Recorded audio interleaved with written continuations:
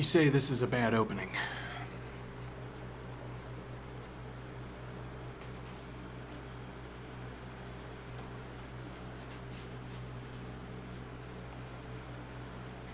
I know all of the good openings, and on none of the good openings, in none of the good openings do you play 1 dot dot dot F6.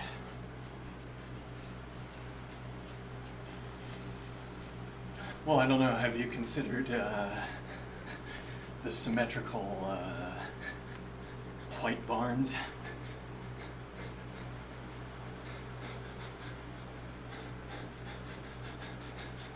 What do I mean?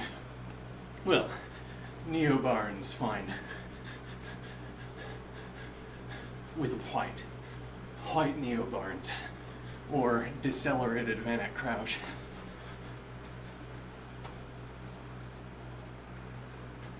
Whatever name we want to give it.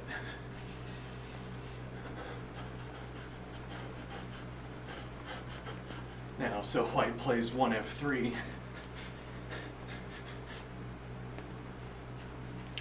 And you're saying that none of the good openings involve 1 dot dot dot F6.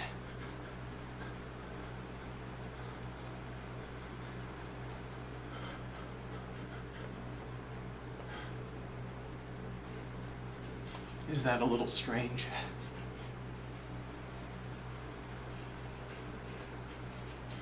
Well, this would be perhaps the only opening where a symmetrical option is not acceptable.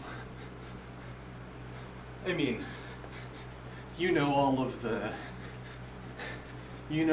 good opening moves. You told me as much when you said, I know all of the good opening moves, and F6 is not among them.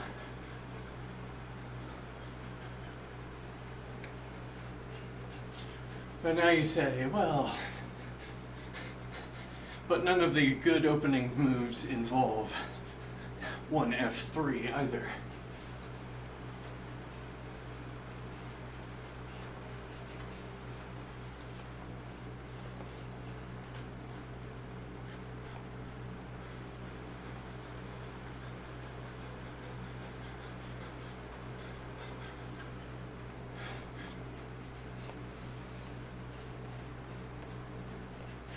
Well, let's expand your database. So, you fill up your databases with the good responses to F3, or maybe more in line with our typing scheme.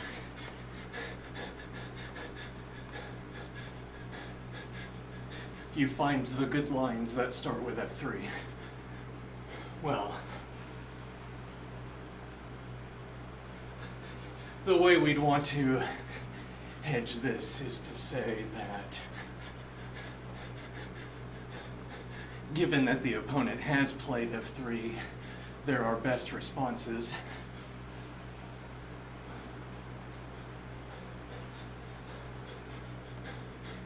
So now in our initial database, there are no good lines that start with F3. Well, and we say good lines, but all that means is a line that is in the database of good lines. So this qualifier no longer differentiates anything. All of the lines in the database are good lines. So we're not talking about the good lines in the database. Not as a differentiation tool, I mean. The good lines in the database of good lines. Are you saying better lines? That if you're not saying better lines, you're saying something superfluous because the database only contains good lines. You're not creating two sets by using this differentiator of good.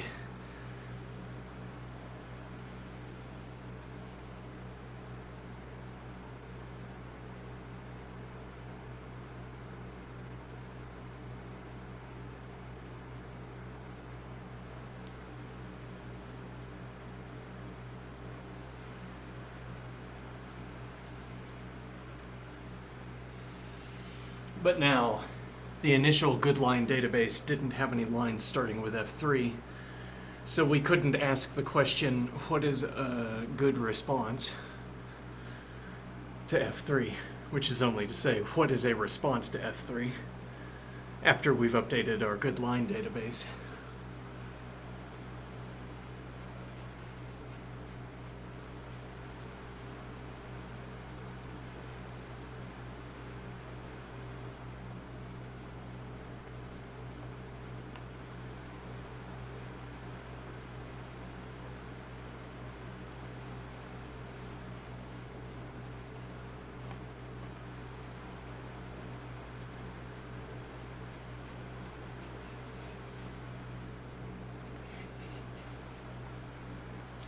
Now is F6 in our updated database. And at the moment this is to ask, was F6 a good response to F3? Was it a response to F3?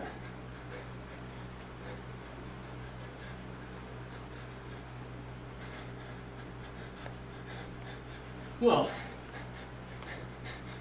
it could be that F3 is stunningly unequal, is distractingly unequal. White plays F3 and it's -5.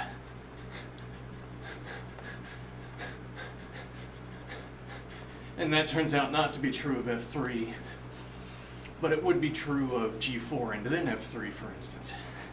Perhaps. If this committed you, for instance, you play G4 and then you play F3, okay? You could get mated in 1, okay? You can get mated in 2 if you don't make the correct follow-up moves. So now whatever black played on the first tempo, we don't know, but on the second tempo, seeing the mate in 1 threat, the mate in 2, black advances the e-pawn, opening up the diagonal for the queen and threatening mate on h4.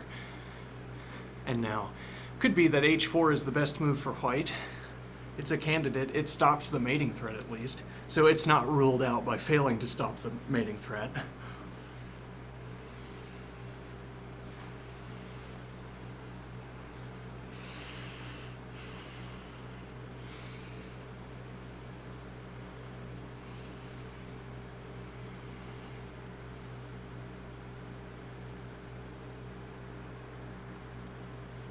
By failing to stop the mating threat. Well, but now white is forced into playing h4. Okay, has committed to h4. And if it turns out that that early of a commitment to h4 is -5, then we have a case where white has blundered into -5. So we're saying it could be that f3 is distractingly bad. But it wasn't clear what that meant, so I took a more obvious case. Playing g4 and then f3 is a distractingly bad opening because you immediately have to answer undo threats.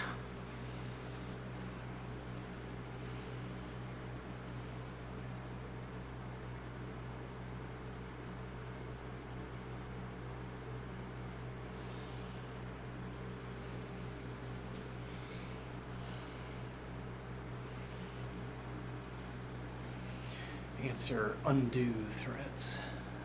Not do as in the opponent hasn't paid enough tempi to justify an attack of such pressure. Immediately getting a mate in 1 threat. Distractingly bad. Well, and what that means is that you'd play g4, and if you were filling out that database instead, you'd play g4, and then you wouldn't look at f3. That wouldn't make it into your database. You'd say, no good lines with f3. Not on this tempo. Maybe later in the game, when the move count is higher, f3 will become a good move, but not in any of the early moves. Suppose. Now what if instead f3 is only orderingly bad? What does that mean? We have a list of top lines, top engine evaluations if we want a quantification to ground our ordering for our move list. We have a list of engine evaluations, as you were aware of if you have analyzed games using an engine. I am talking about the syntax tree, I am talking about the move list that you see off to the side when you're playing a game or when you're performing analysis. Alright, the engine can give you an ordered list of move values, and now the ordering of this list is determined by the engine evaluation, which is at any rate a known quantity.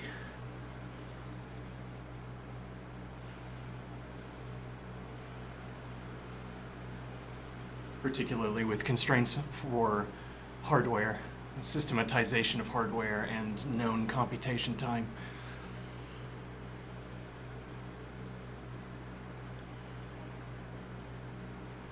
Okay, now, what is the idea here?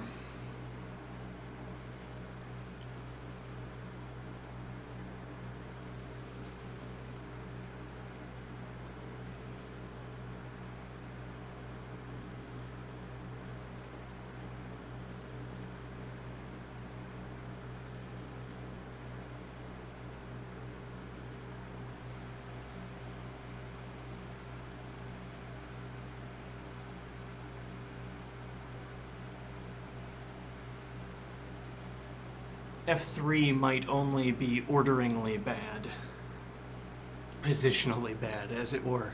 And what that would mean is that the badness of F3 would lead to a poor ordering position, a bad index value where, so we suppose, increasing index values are continuously worse. So we suppose in practice, when we rely on an engine and say, out of the top 5 moves, I can tell which one is best, and I can tell which one is second best, and I can tell which one is K best or I best.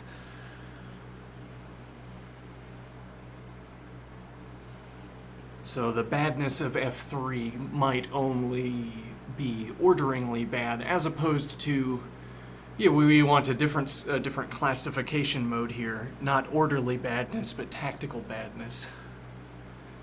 If F3 is distractingly bad, then there are responses that will win outright, that will shift the win rate very high.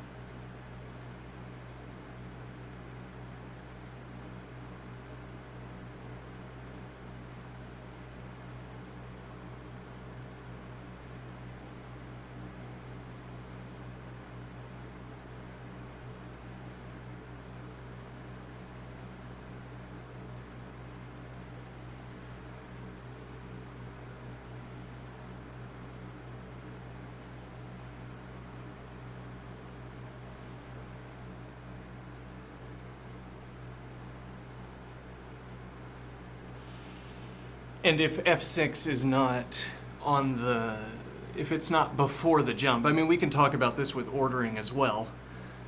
So say the top 3 lines given by the engine all take advantage of the tactic, and the bottom 3 don't.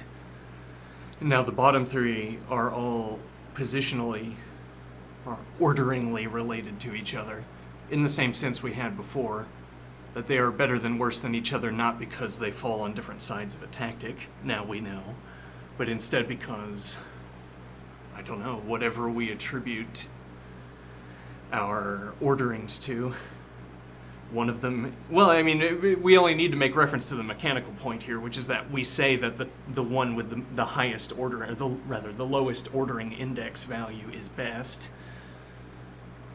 it doesn't matter. I mean, it might be that in the three cases, these bottom three lines, we would give different accountings for their characteristics. As we would have a different type system for talking about the bottom three lines, because we found different types to be useful when trying to describe the lines. And then we would have to come up with a new type system to describe all the bottom three. Whereas notably, we don't have to do that with the top three. At least we can say the top three lines are all in the top three because they fall on the correct side of a tactic. And if you choose any of them, you're most likely to win. But the point here is more that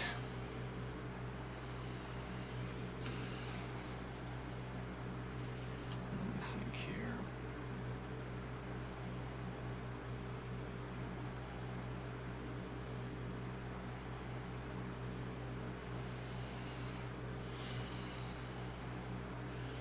The top three moves are all similar to each other in that. Right, so we want to say we can use the type system, whatever type system can be shared when we are solving tactics. Whatever type system, whatever domain-specific language we want to adopt for talking about tactics, okay, we can adopt that with the top three lines. We don't adopt that with the bottom three lines that all adhere to ordering rules. Quantitative ordering.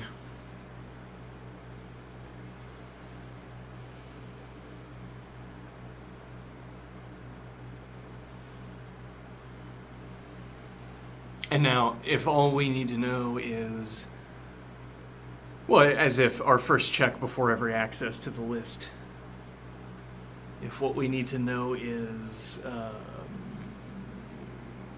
is there this split between tactics positive and not, tactics positive and tactics negative? Okay, we ask that question first, because if there is such a split, then all other considerations fall away. There's only, when tactics are present, that's the only thing that matters. Except for then distinguishing between the moves that all benefit from the tactic.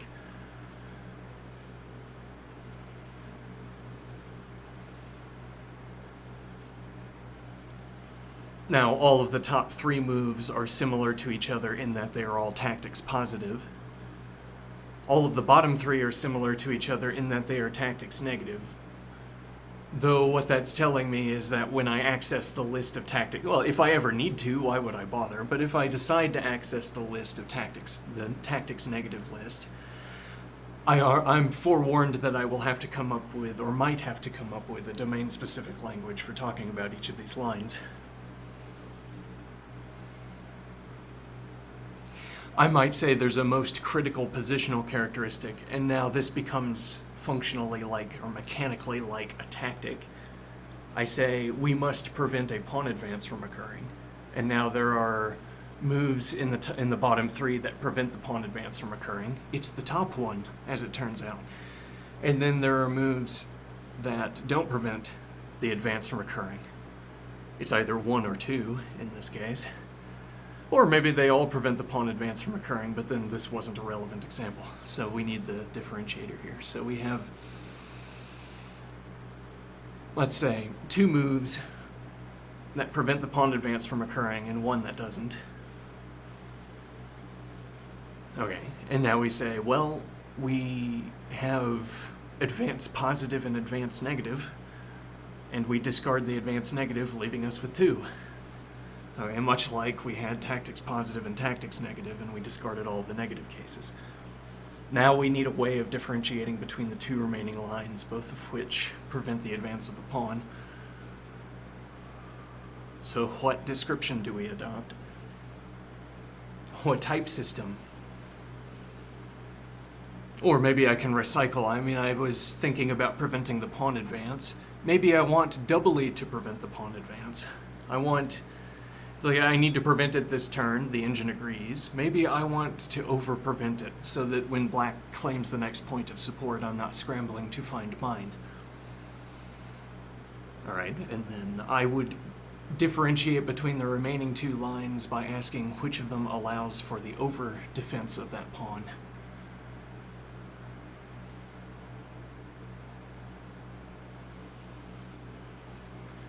There's a point that when you have a network of pieces over defending a square, over defense frees up any of them. One imagines an infinite board, or we're zoomed in somehow, and only the pieces we describe are in the frame that we're looking at. There's a pawn in the middle of the board, okay, and now I have pieces that are defending that pawn, and I count up the points of pressure. And now I have this rule. It says I must maintain so many points of pressure. I must maintain 2, I have 3. Okay, gleefully I say I can move one of these pieces away. And so I move it away. And now I have 2 points of pressure on the pawn. And I have pieces on the board that could deliver the next point of pressure to that pawn. When I over-defend a pawn, I free up every other piece that's in the over-defense network. Any other piece can move away at least 1 tempo away, I suppose, because I've over-defended. So when I claim a point of over-defense on this central pawn, in this empty board abstract case, when I claim a point of over-defense with the pawn, I have freed myself up to move any of the other pieces that are defending the pawn, while adhering to the rule that I must keep 2 points of pressure on the pawn.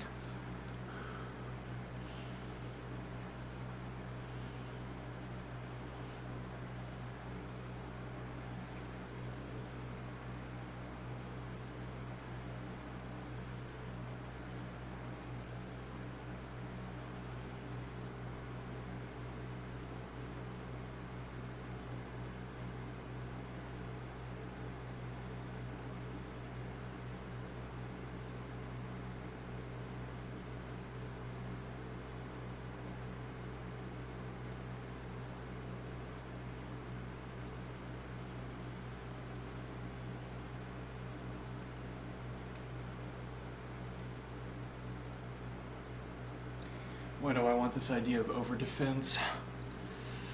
Let me get back to, maybe I'll find a way to weave that in, but let's get back to the branch off, the curling off point here. We were talking about f6 as a response to f3. We differentiated cases by saying that could be that f3 is distractingly bad, and practically what that means is that there's some number of tactics positive moves available after playing f3. Okay, and to be distractingly bad is to, as it were, redirect attention away from the interesting lines, all of which are ordered according to well ordering.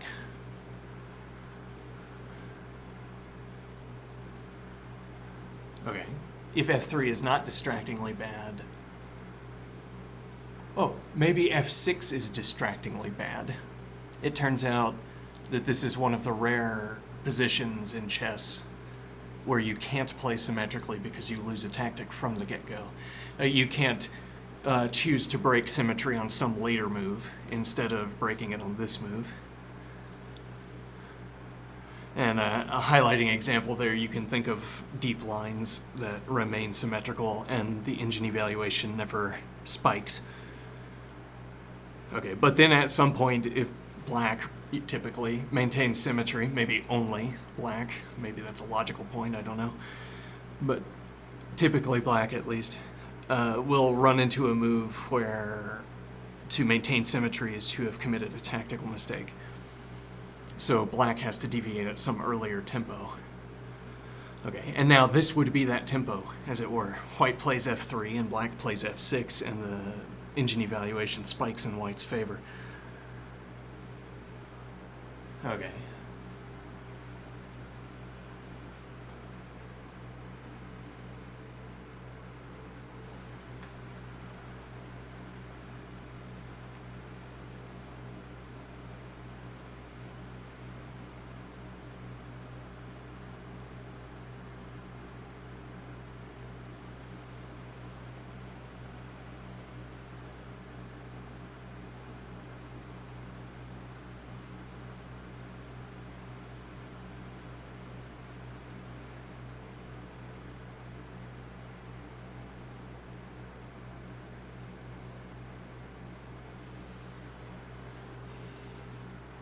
So now we're saying this is a symmetry making positive, symmetry breaking.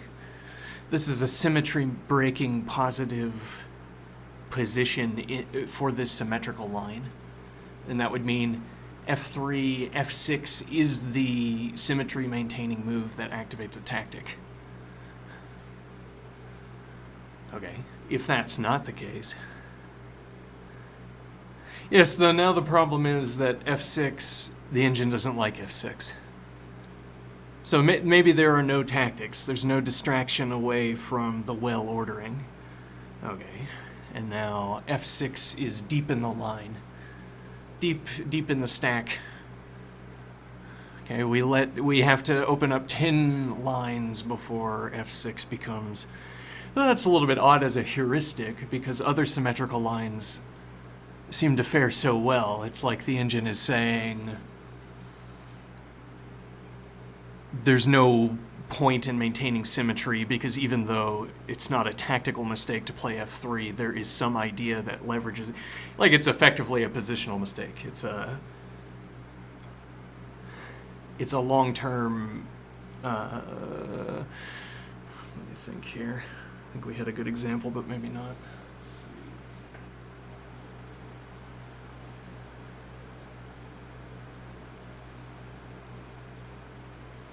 It's like saying as a heuristic for chess in general, you almost can't go wrong with symmetry, though the number of cases where that's relevant is limited. I mean, like if you're going to play a symmetrical line and you dodge all the tactics, if you can consistently find that last move where symmetry breaking is required, then you'll end up towards the trailing end of the middle game, I suppose, with no major disadvantage. Okay, now, turns out B5 is the correct answer, according to some metric, for how you should respond to F3, strangely enough. Okay, why would we imagine that being the case? Well, the metric that B5 obtains is that it's an unusual looking move. It's disproportionately displaced upward in the well ordering by F3. B5 hovers around 10, 12 of the well ordering of the first move responses to just about anything. It's a statistical regularity we can note. Just about anything, B5 stays where it is. There are a few moves White can commit to where B5 spikes. It's still not best. It's like lines where the queenside fianchetto is overwhelmingly strong, so to such a degree that you can sacrifice the pawn in front of the bishop and it makes no difference, or rather you still get advantage.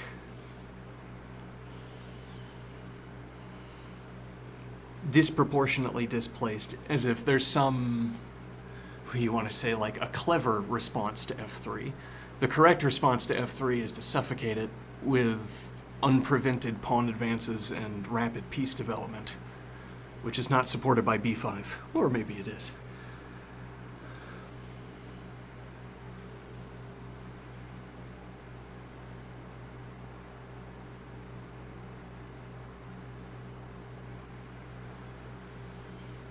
Now, what is the idea here?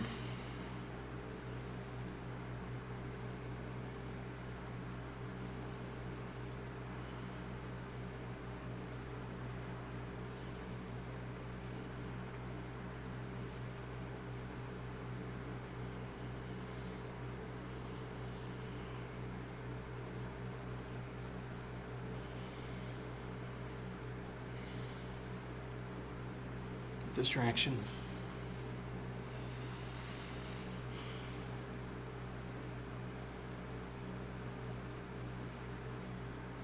I wanted to point out the possibility of a move that jumps in the well ordering. So F3 and an unexpected move. Well, I say a move that is otherwise statistically regular. It's like this is a in sigma event in statistics that b5 should be the 5th best move instead of the 10th.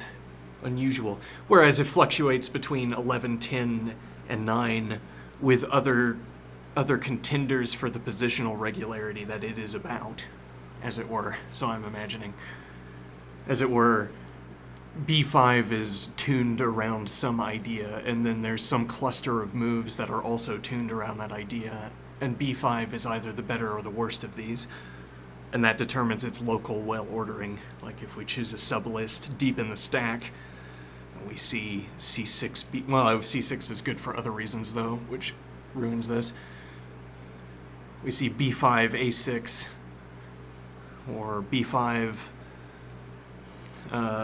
well, you'd have to play the pawn move before the bishop, and then you want to play knight c6, but c5 is another common move, so there's not really another move around b5 that's a competitor for b5 for a move that involves claiming queenside space rapidly. So it's, well, I mean, it could be a6, but we want the bishop on a6, plausibly. But okay, it's like b5 and a6 do the same thing. Let's say they both support b5, or they're both part of the b5 structure after you've completed it. The a6 b5 structure, which is immune to bishop pressure, though it succumbs readily to pawn pressure supported by heavy pieces. Pawn pressure from the opposing side, from white. But okay, it's a structure we could say, is white good at the end of those pawn advances on the queen side? I mean, how good? How good is it to liquidate the queen side on move 3 or whatever? So the evaluation of this a6 b5 is, I think here, the evaluation of this a6 b5 structure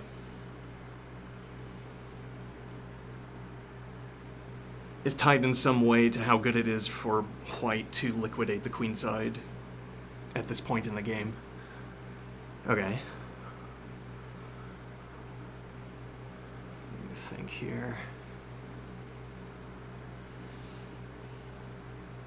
So we have two moves, both of which are tuned to this idea, albeit a simple one, of creating the a6 b5 structure. Okay.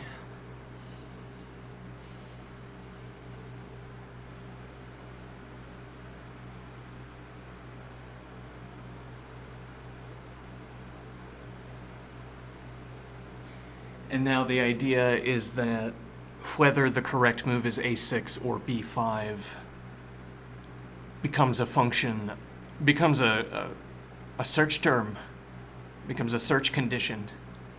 I have the database of moves that white can choose on turn 1, and then for each of them, either a6 or a6 or b5 is evaluated more highly by the engine. The engine's whispered way of telling us that there's some regard in which one ordering is preferred over the other depending on the circumstance. Now again, this idea, this conception of what the engine is telling us with a well ordering is misconceived, as noted earlier. The reason this is misconceived, I am thinking, is that when we talk, so a6 doesn't have to contribute to b5. a6 could be good because it's not actively bad. Okay, you burn a tempo, you could have done something good with your tempo, but instead you didn't do anything, which is better than doing something bad. So far as the engine is concerned, anyway. And now what is the idea? Didn't do something bad.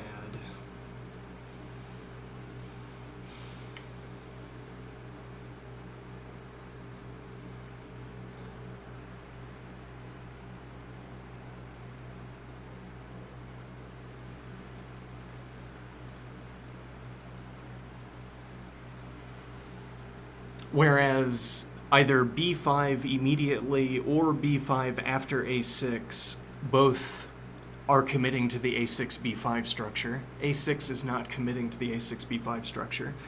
a6 is the first move in a broad class of other lines that follow a6, only one of which is b5. So while we want to point at the fact that a6 supports b5, that wasn't the point in playing it if you choose any of the good lines. Whatever good lines means here.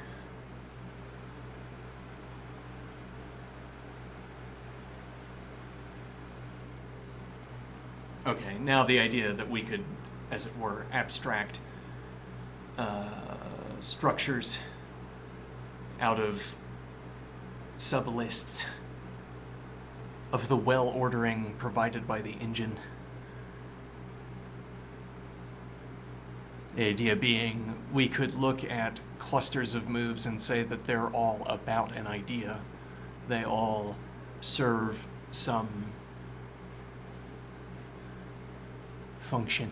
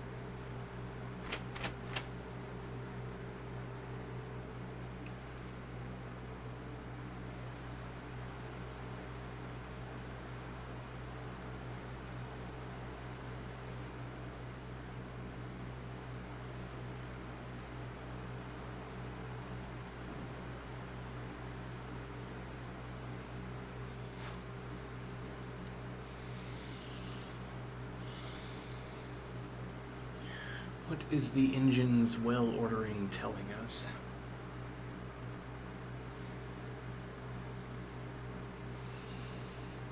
Well, so if we go back a branch, we're talking about the symmetrical response to f3, namely f6, is weak compared to alternative moves. And that means there are... Well, one routing we took was to say that means there are ways of taking advantages of the weaknesses, or taking advantage of the commitment to f3. It's overcommittal for turn 1, whatever overcommittal means. Maybe it means that black can force white to make some undesirable pawn move at some later move. Okay. Overcommittal because now you have to make a pawn move that you didn't want to make.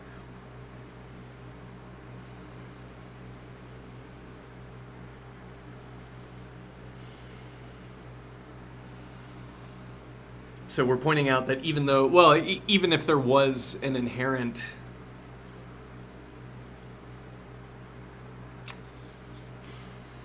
like, as if chess were a game where a symmetrical position was always evaluated at 0.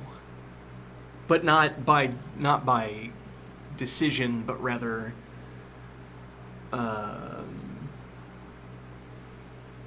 a way of saving computation, I guess. Whenever we see that the position is symmetrical, we say either there's a tactic present, so one of them has to break symmetry, and typically black, or there's no tactic present, and we'll say the evaluation is 0.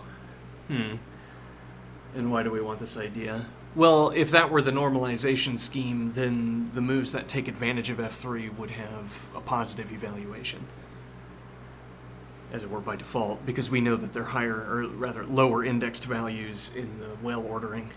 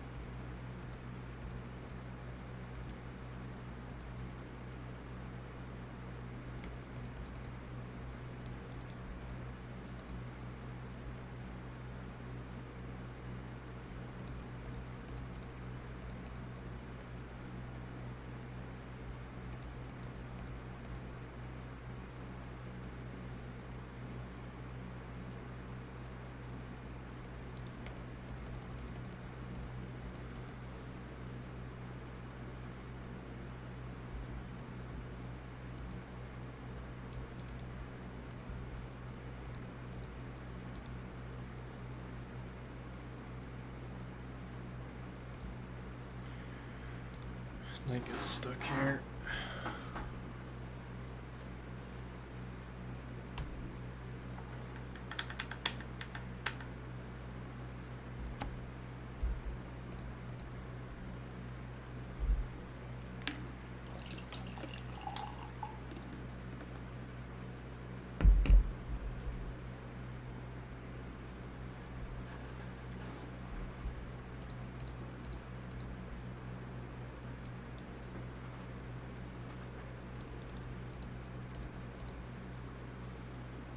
You can't challenge the Dark Squared Bishop, though. You have to play G3, but you don't have the Fianchetto play. You've already committed the Light Squared Bishop.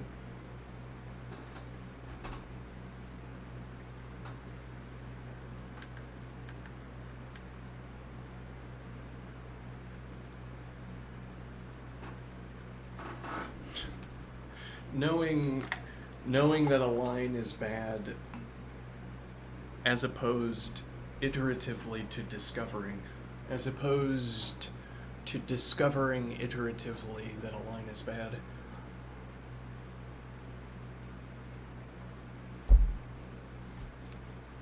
Arriving again and again at the end of sublines where I say, this was bad. Again, for the same side. I wonder how it will turn out next time.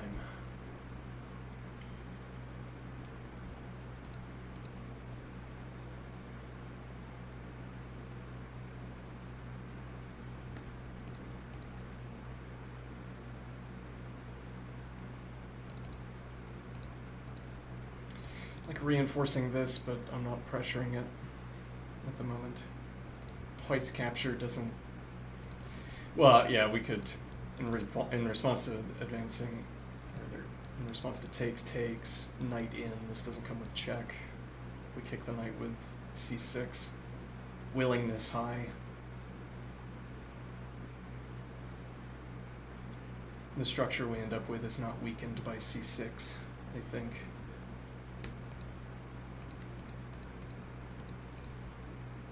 And now the point would be that we don't have to stop this move by making the advance.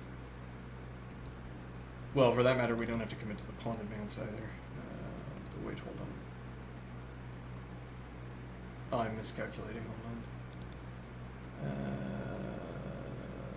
Yeah, no, that wasn't an issue after takes. And you can't otherwise vacate because we're denying the advance. But even if you could, pawn would still deny access. It would have to be tempo critical, but you're not revealing anything. You're not opening up any diagonals or files.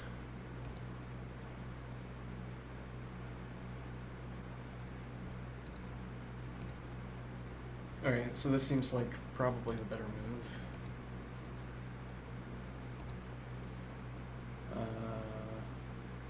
Why do we want this line? Well, so this is the immediate aggression. Well, it's the claim a point of pressure as fast as possible heuristic. Okay, in the opening, this heuristic is as relevant as we can make it to be, I suppose. I mean, that White, this heuristic that I'm attributing to White by making this move, imbuing into White by making this move, character, whatever, is that White is searching for the shortest routing to apply a point of pressure.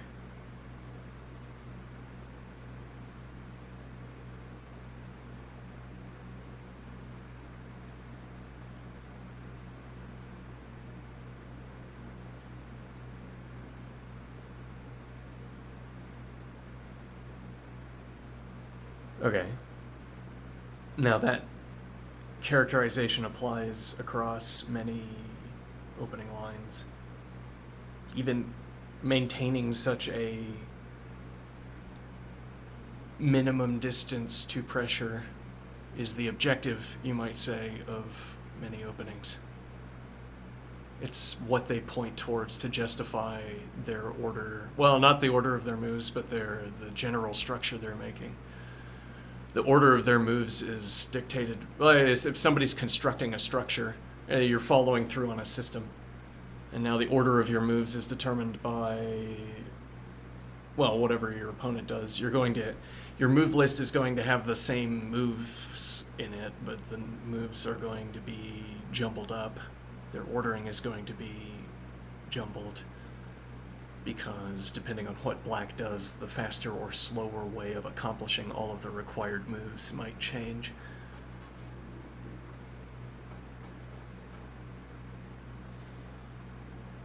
Okay, why do we want the example of a... Let me think here, how do we describe this? A system opening where you have to, as it were, the objective, your objective is to succeed at writing all of these moves into your move list at some point in the game. A checklist, yes, you memorize a checklist of moves that you have to accomplish. If you find that you're in a position to play one of them, consider whether you can, or make it if you can, and then you mark it off on the checklist. And this is like a system opening that allows for transposition, or allows for reordering of moves based on what the opponent is doing.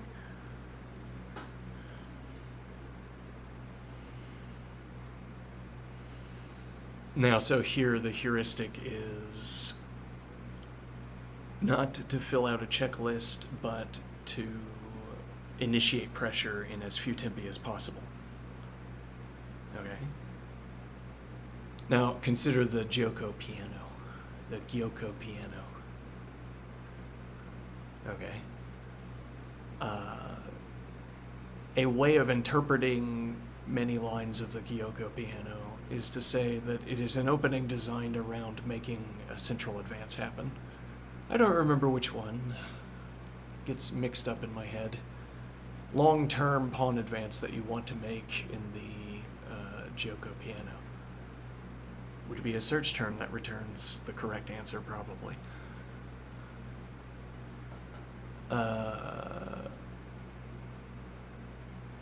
So we're saying that a way of interpreting each move, a way of fitting each move in one of these lines into a story is to tell the story about how one of the players successfully prepared the central advance and the other didn't, or how both of them did, or neither.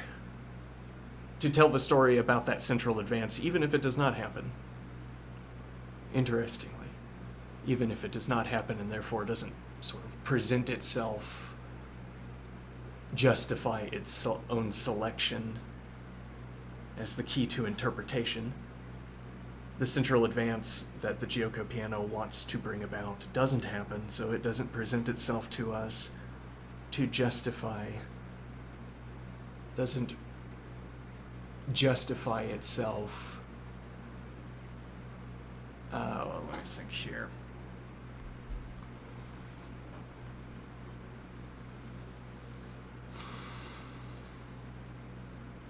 As it were, if I needed a good excuse for why my interpretation was about a move, a cheap and easy excuse would be one of the players made a move, and I am motivated, or I am going to interpret the entire game in terms of leading up to that move. Okay, and the organizing theme of my analysis, of my interpretation, will be that the various subsequences of moves were substructural and then built into the structure of accomplishing the specified move. Now, if the move is played, if a move is played, it is among the moves that are there for me to point at physically with my finger, as it were, to gesture towards, in fact, whereas otherwise I have to gesture towards its absence. A Gyoko piano where they don't play e4. No. Wait. Where they don't play, I don't know, I don't remember. It's a specific move. A Gyoko piano where they don't make the justifying move. Okay, well then the move is not there for me to point at to justify why I chose to interpret the entire game in terms of it. But okay, in an easier case, the critical move, the critical central pawn advance is made, and now my interpretation of the game halts at that point, as it were. We get to that point, and I say, and that was the story of how one of the players accomplished the critical central advance. And all of it was directed towards that.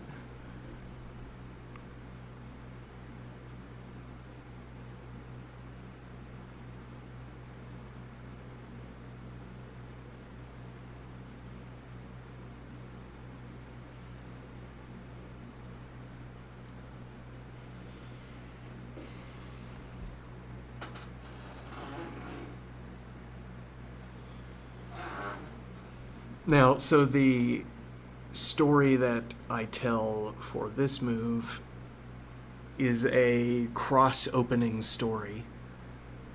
The critical central pawn advance of the Giuoco Piano is not a cross-opening characterization. It's not a cross-opening story.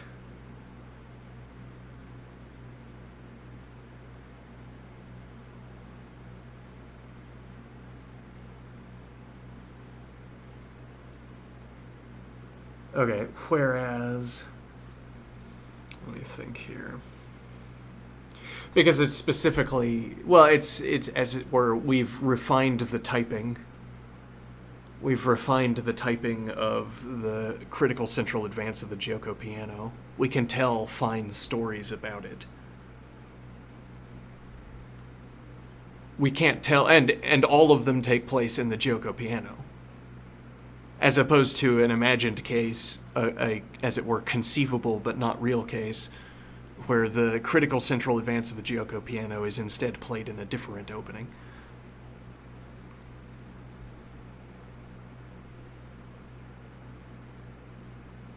Okay, this heuristic that is on screen is that white is pursuing a point of pressure quickly. Now that would also be could also be a way of characterizing a Giuoco Piano central advance, because the Giuoco Piano central advances will arrive with a point of pawn pressure.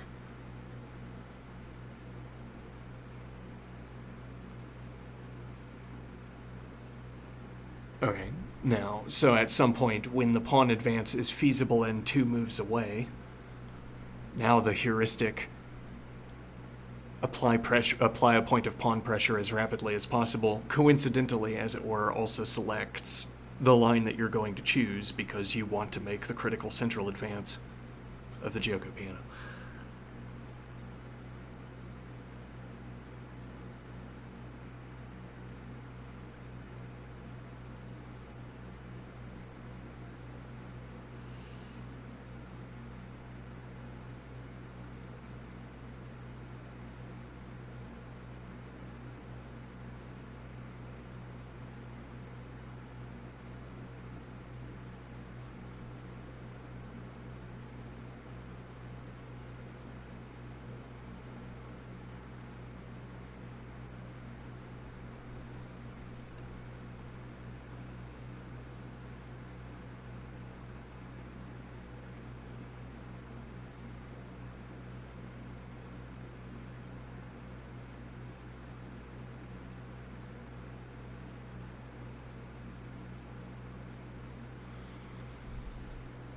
Now, what is the idea?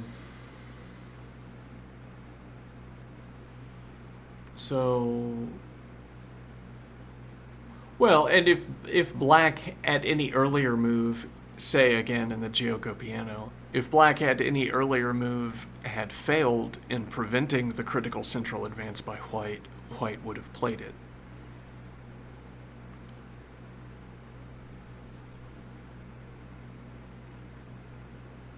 As it turns out, black can continue to prevent the critical central advance, but if at any point black fails to do so, we realize all along that the objective was to play the advance as soon as possible. And now it's like our typing has been tightened up. Our heuristic here is that white wants to play the pawn advance as soon as possible. Is it possible? It has bishop support. Black can't take.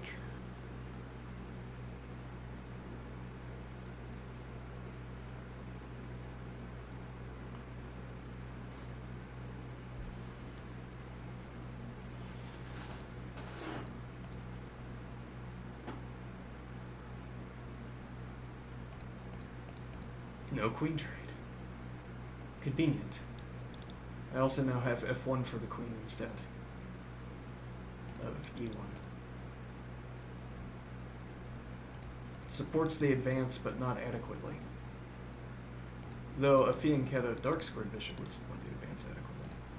Also get rook. Okay, I will play.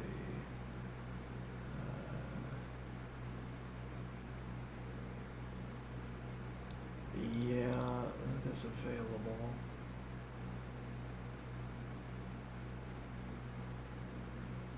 Might want to try to rush that, though we could also knight out.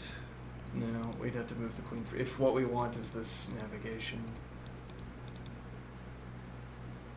But then furthermore, we'd want presumably to vacate. I mean, the knight could sit on d8. You'd need a reason that was good instead of merely available.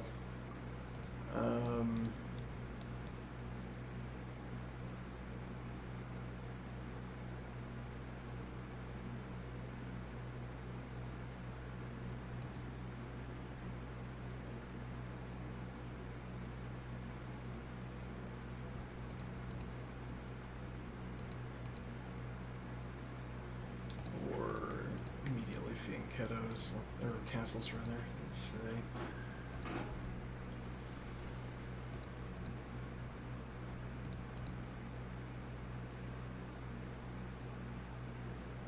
Yeah, so we can't move the knight away from this square until we've committed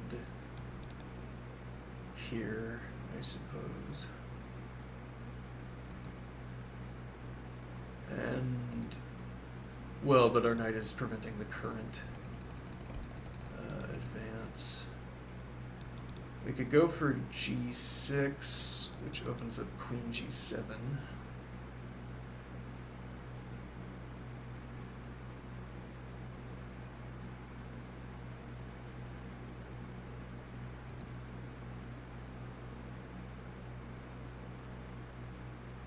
Rushing the rook to e8, but this advance is not slowed down by... We have king and bishop support, and after we move the bishop to get out of the way, the rook will still have king-bishop support. The amount of pressure black can stack against this is limited, I think.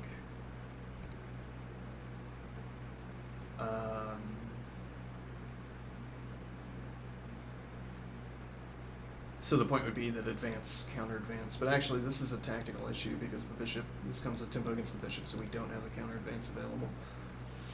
And we don't have time to play knight e7 and c6 anymore.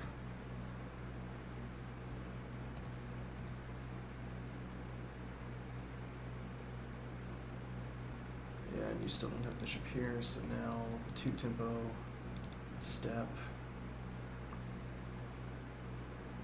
And one wonders whether we could have played a6 b5 at some point.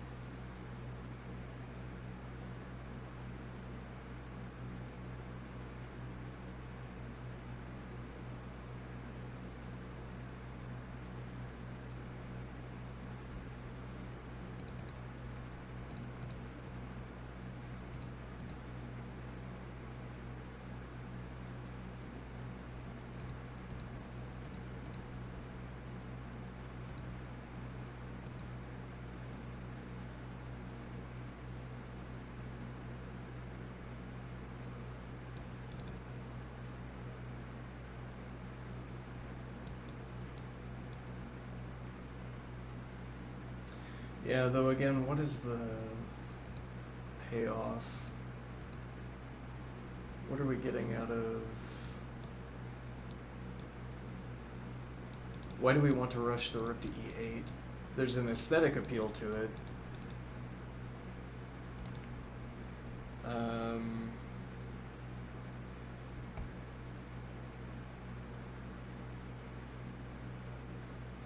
I'm not sure what we would have to do to make rook on e8 useful. It's like we've executed a system, but somehow the opponent has has iteratively generated a counter system. Our opening terminates gladly at rook e8, and then we play, but what is the rook doing on e8? What's that last move about?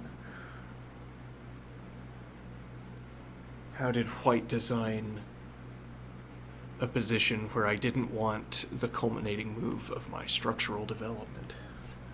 My development, you might call it.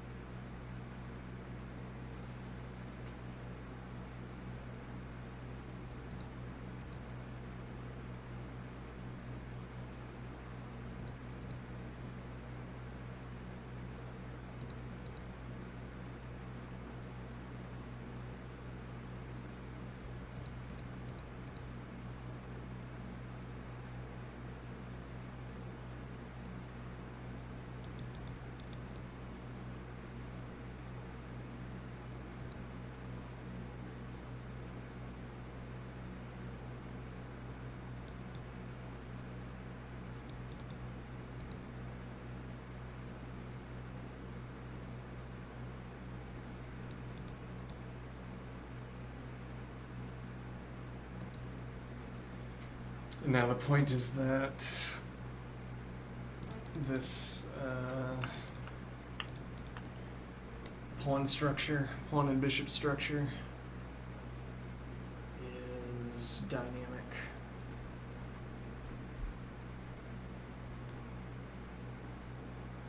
With a lot of support.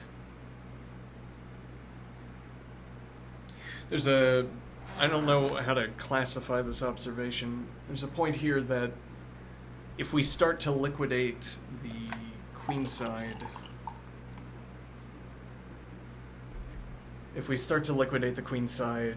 black will have bishops at the end of pawn structure liquidation.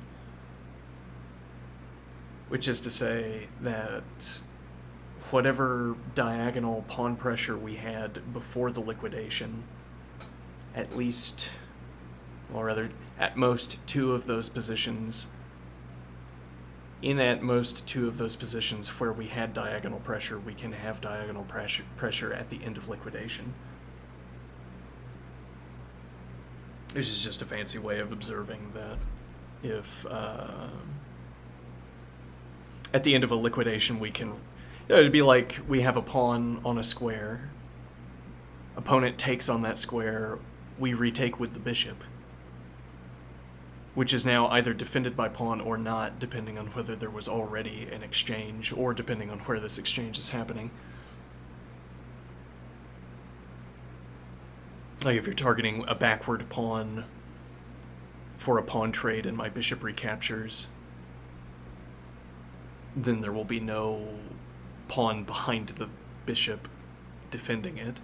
Whereas if the bishop recaptures the forward pawn, there's either a pawn defending it because it was not the backward pawn, or there's no pawn defending it because another exchange has already happened, where we run out of pawns to recapture, as it were.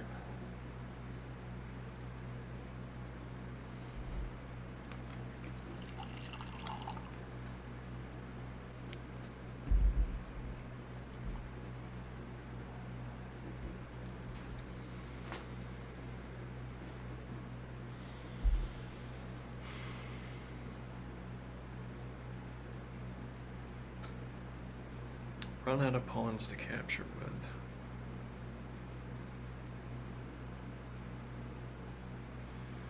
Right, well, so if we knew independently, as it were, that it is advantageous to have a bishop recapture at the end of pawn liquidation, we have secured that advantage here. We have the bishops that are likely to be able to recapture at the end of liquidation. Geometrically likely to be able to recapture at the end of a liquidation event on the queen side.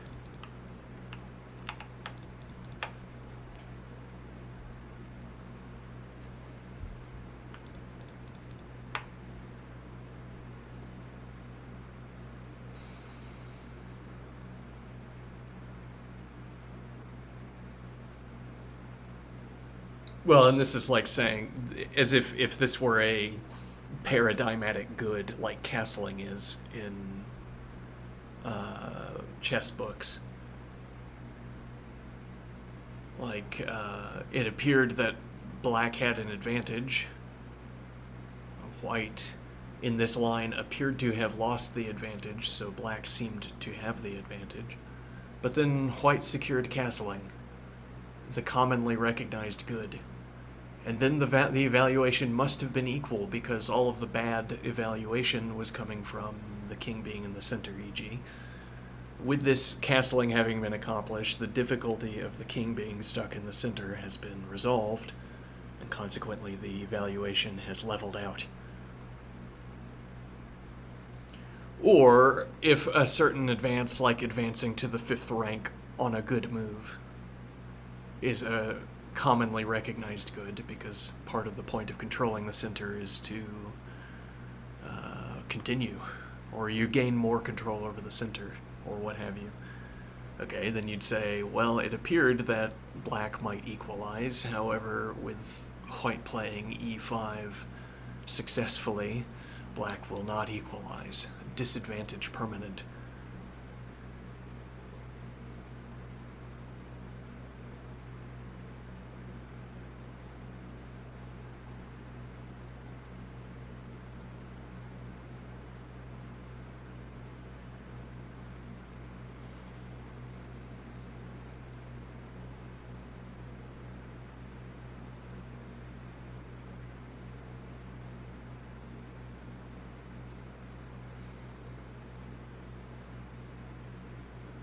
So similarly, having the pieces where you can recapture at the end with a bishop. Well, one point is, if you can, this selection mechanism of saying lines where where black can recapture with the bishops at the end of liquidation.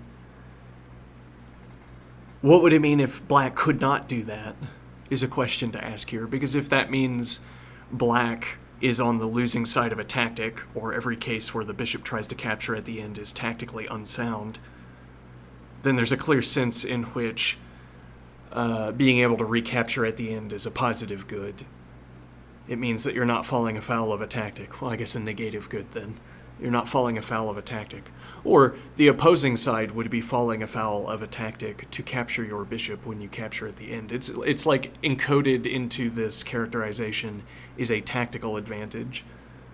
Coincident with this description of being able to recapture at the end with bishops is a tactical advantage bound up with it.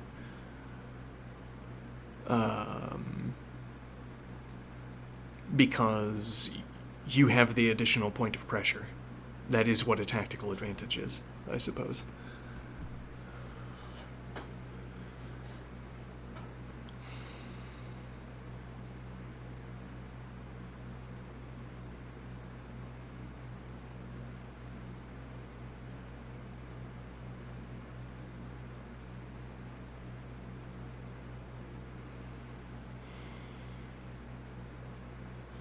Then it's interesting that we can see so far in advance that black would have bishop recapturing rights. What makes us so certain?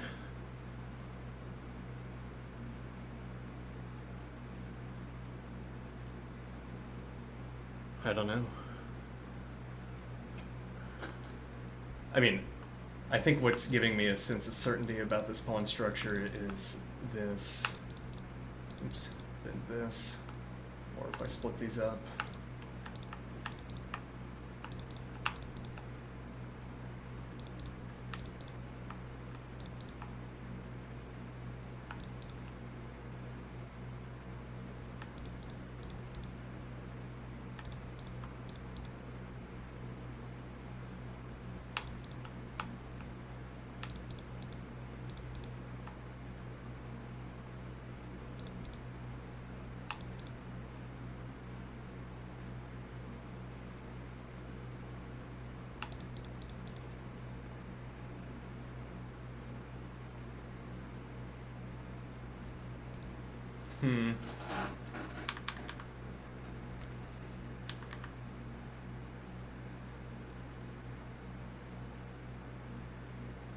Well, and if we can't play it immediately.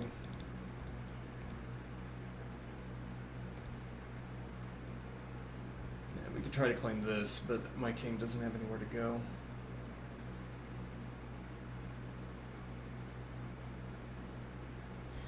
Fancifully, g4, king g, knight e7, g5, king g6, and try to go for the f5 advance.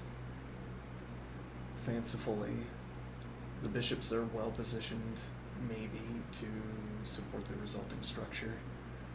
Though white's bishops are also well positioned to act against it.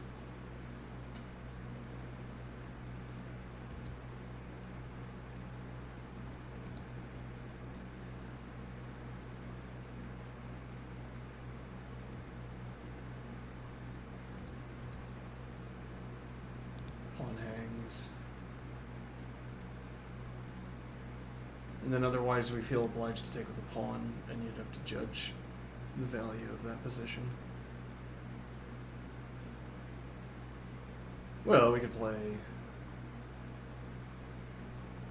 Well, it would be either of these pawn advances. We'd have to drop back to c7, or want to. Well, we don't have to. Yeah, never mind. Yeah, we would.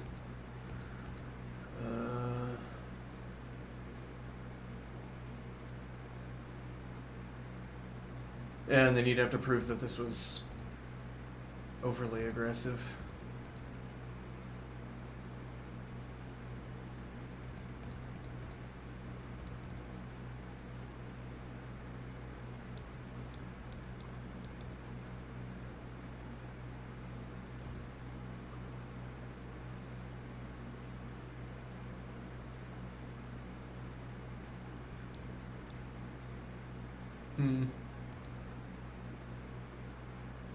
Man, now we just want the bishop back on c8, though.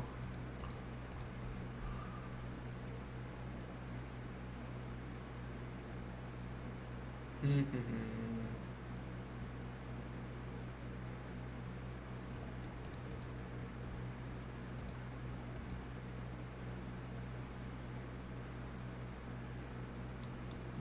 we would merely play c6.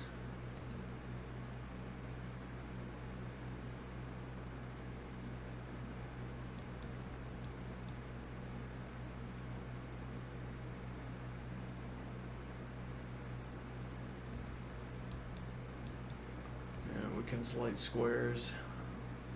Why do I... Yeah, well, where else is the knight going to go, I suppose is the question. And this doesn't lead anywhere. Maybe.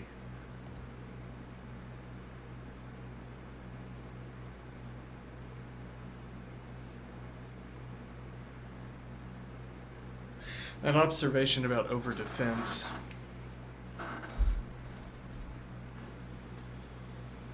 Maybe that's why... Maybe that's baked into my heuristic.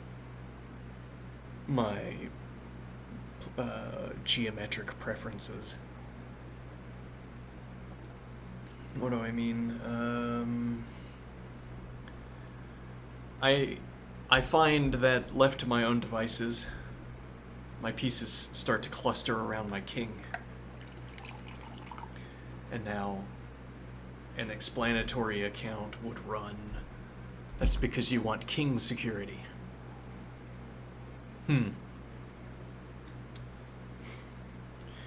Because I want king security. And now this alternative interpretation is that pieces cluster around the king because they cluster and it happens to be around the king.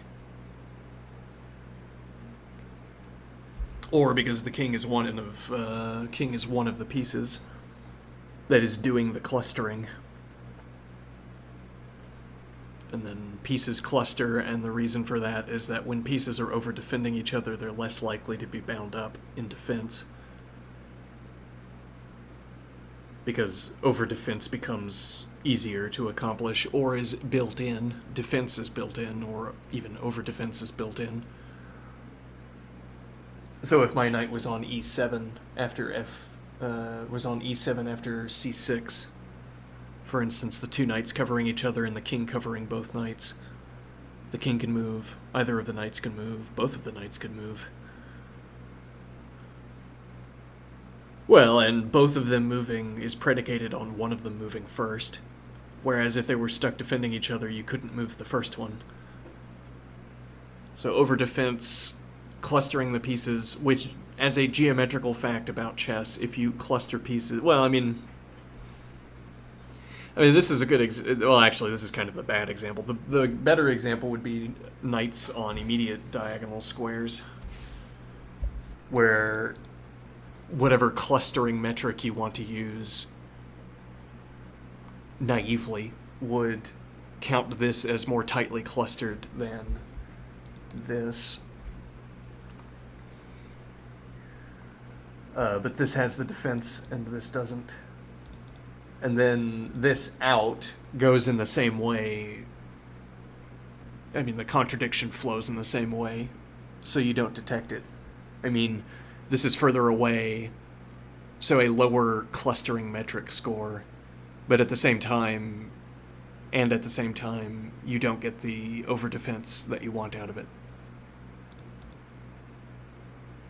The better or the alternative example is that you're closer and you don't get the over-defense out of it. Or the clustering metric value is higher and you don't get over-defense.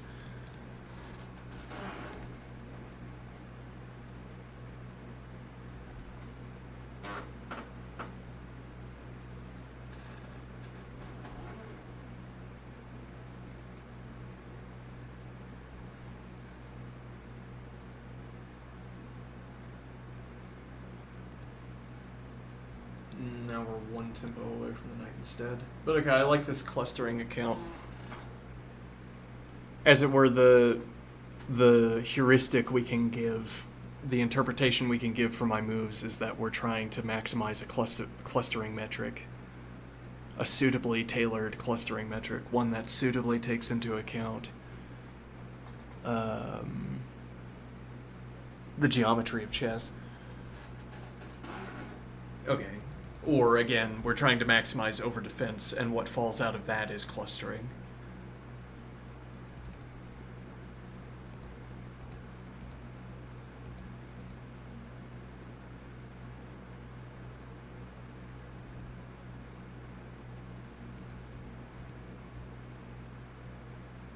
Yeah.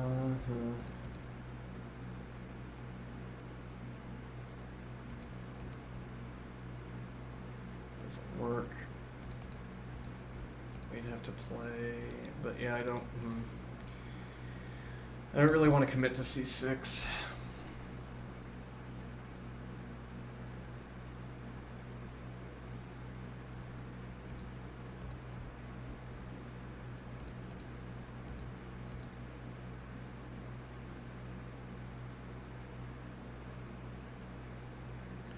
You drop back on this diagonal.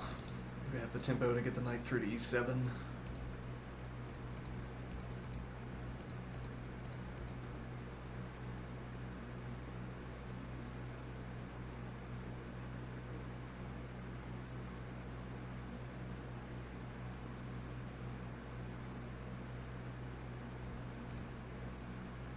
Yeah, this remains awkward though. We're blocking the queen. Now the queen wants to be on b8 so that we can advance the c-pawn and maintain defense of the bishop.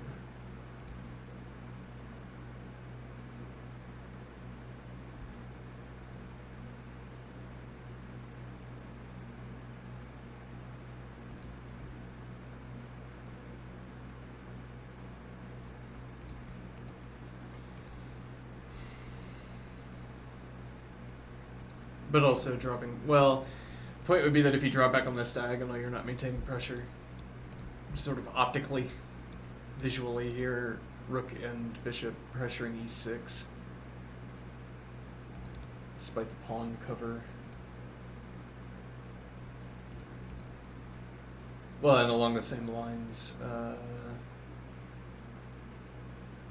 let's see. Knight dropping back, display defense, but also rook e8.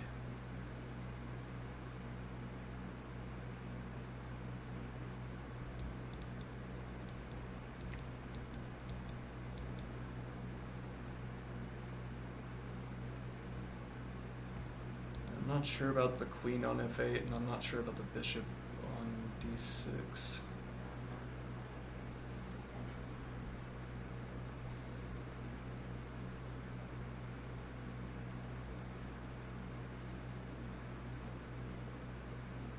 Well, there's an alternative routing, which is bishop back to e8, knight e7, and rook d8, not necessarily in that order. Though, awkwardly, there's nothing defending the rook. We'd have to advance c and drop the bishop back to cover the rook. Though having a rook opposite my opponent's queen is going to make them uncomfortable at some point.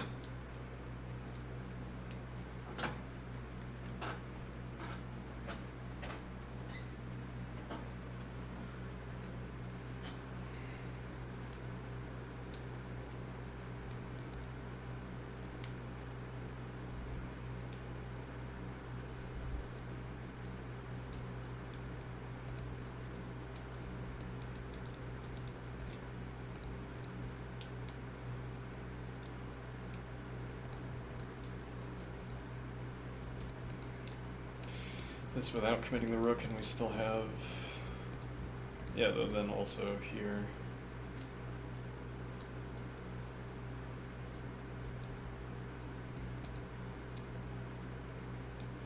Yeah. This might work because here takes, delivers a check, takes. I think that's too costly, right? Not quite available.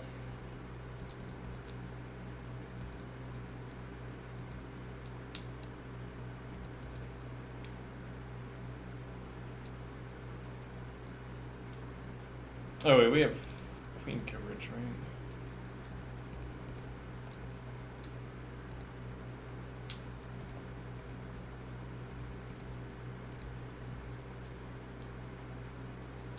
Yeah, but that's not the point. White isn't taking. White doesn't have to take. Yeah, that doesn't work. And we don't need the tactic to, well, whether we can get away with not playing a6 is the question.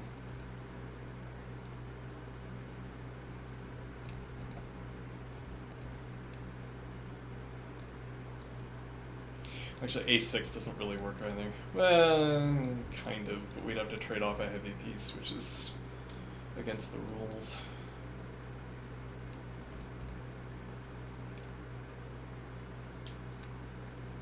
Huh.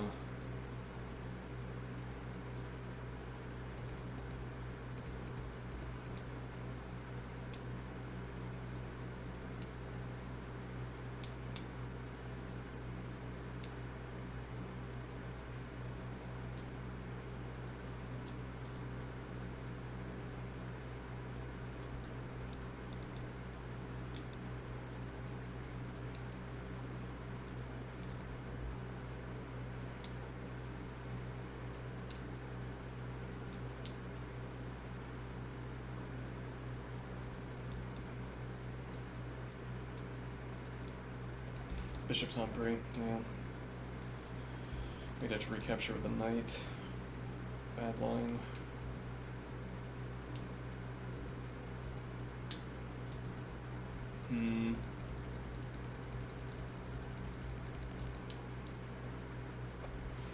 This immediately as well. This pawn advance is... yeah, try to get this play in. Anything is awkward here, you don't really benefit from the knight being on the edge of the board. Now I have the tempo to play here. It supports at range. Knight defends bishop.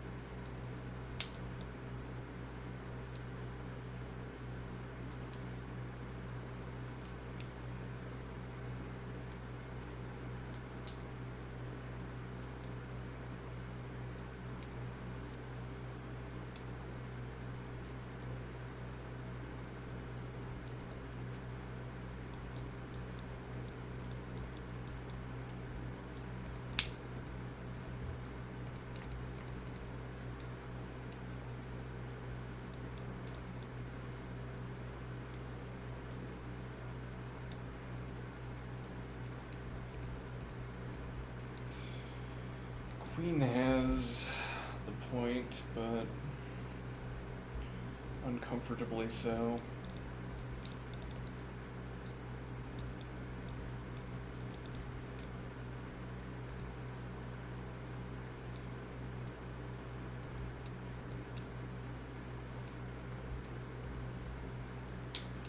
Yeah, the problem with this move, we don't benefit from rook-rook conflict. Well, actually, maybe we do benefit from rook-rook conflict, but we're not going to have it.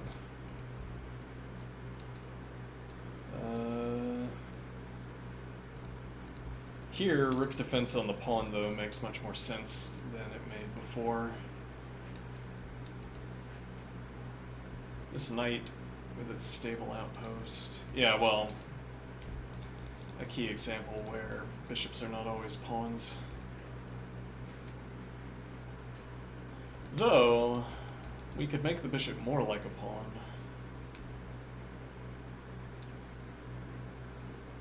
Yeah, bishop recapture, pawn takes with knight support.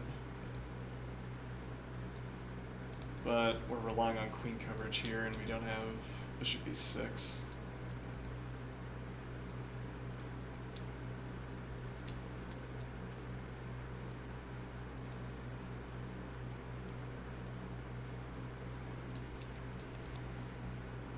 Yeah, I dealt that.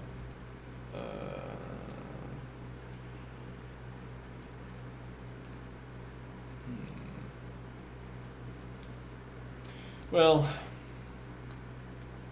and I guess this would be among the,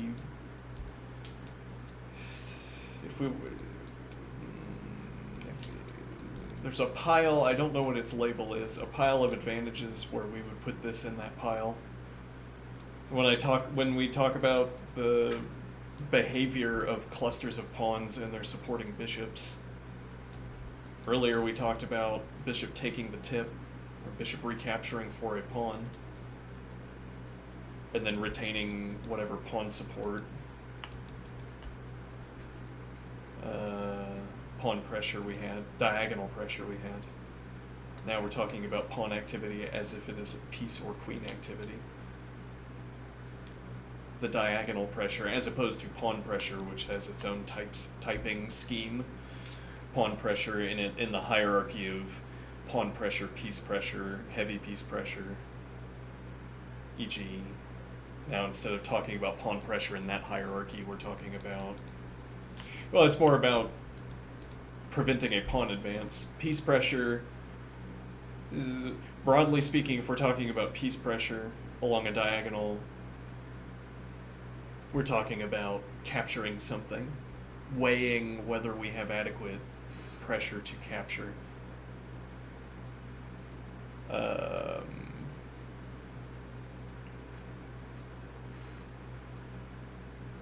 Okay, and then if we're talking about pawn pressure, that's not the case.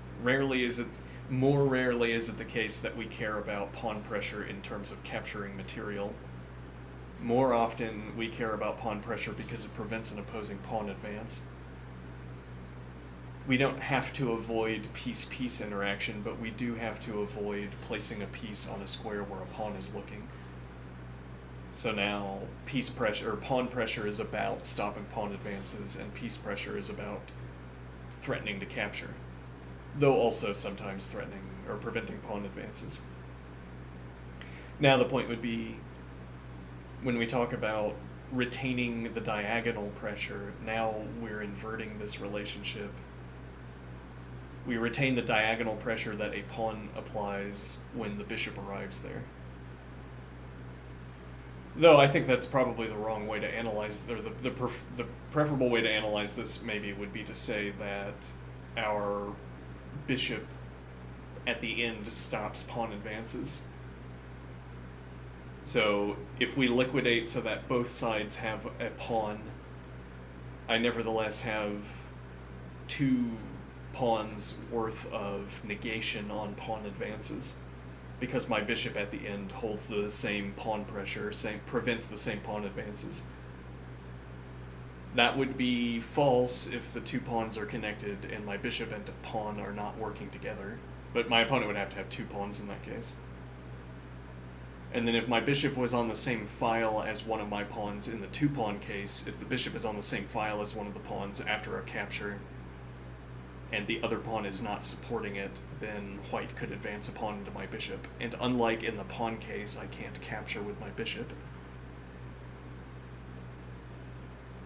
Okay, this is merely delineating how having a bishop on a square at the end of a line is different from and similar to having a pawn on the square. But my point here is that there are similar lines of observation about how bishops interact with pawns during the event of liquidation of a side of the board. When the pawn exchanges are happening on the queen side, there is another way the bishop can behave, which is that it can become a defensive pawn. And now if knight takes recaptures, we get to keep this structure.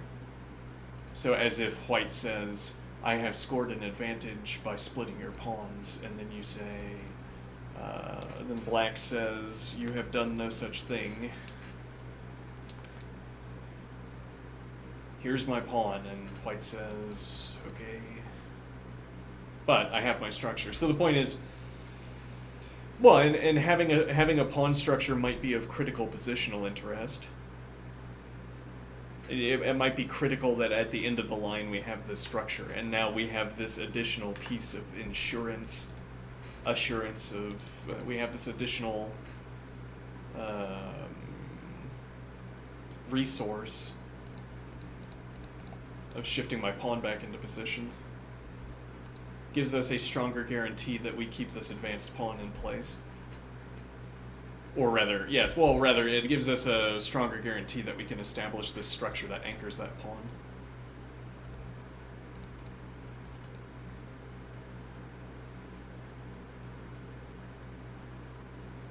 Now, this line doesn't work notably, but actually why? Yes, it also failed from here. We had to have knight defense.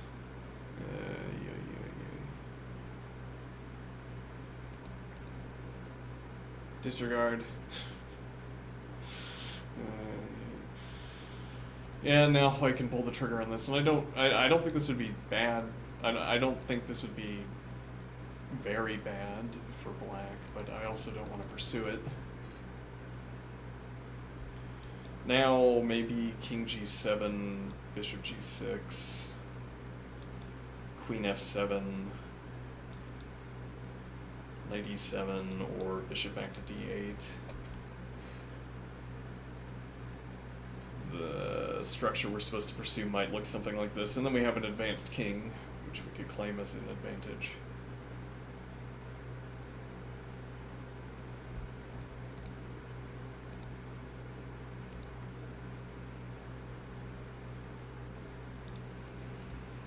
Yeah, this is under-defended, and the knight doesn't... It would have to... Well, yeah, this tempo... But we're also looking at rook. Now, interesting. Knight defends. A7 as well. So rook through to d8 and then rook to d7. Is that feasible, I wonder? And bishop a4, so probably not. Unless, again, we're willing to offer a bishop trade. And for that matter, playing through immediately is available, and that is unavoidable.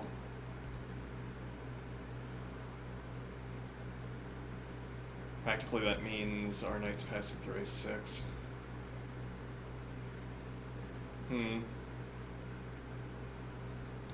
We wouldn't have knight a6.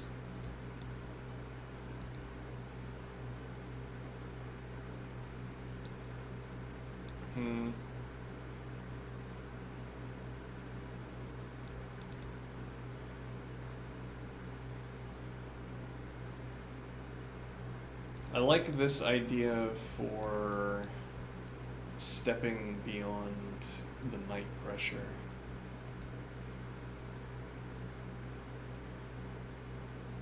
Try to make it, yeah, well, this is space.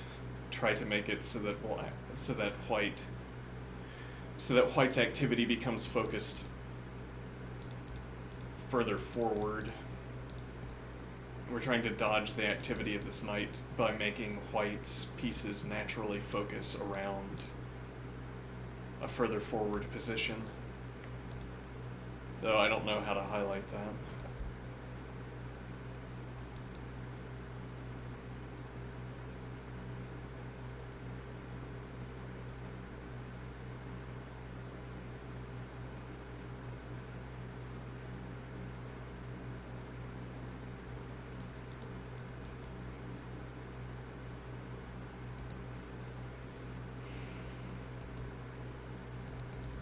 Not bad. Maybe we should mark that.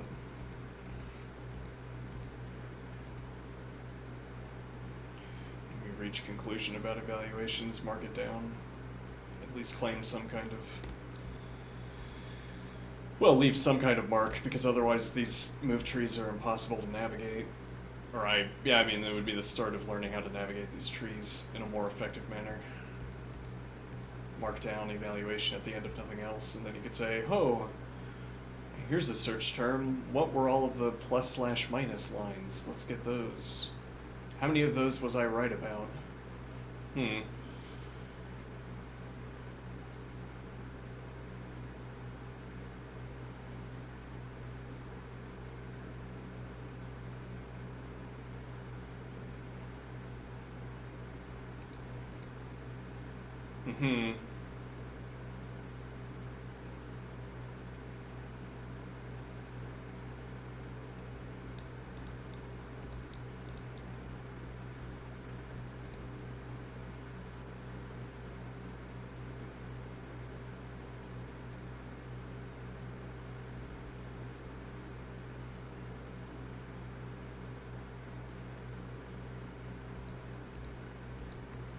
With tempo against the queen, but this is with tempo against rook.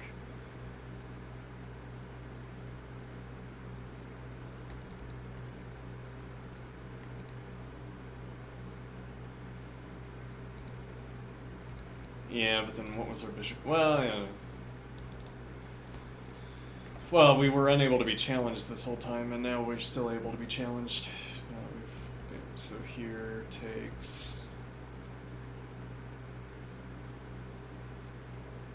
arguable. Bishop drops back to b7. Go for c5 advance with knight c6.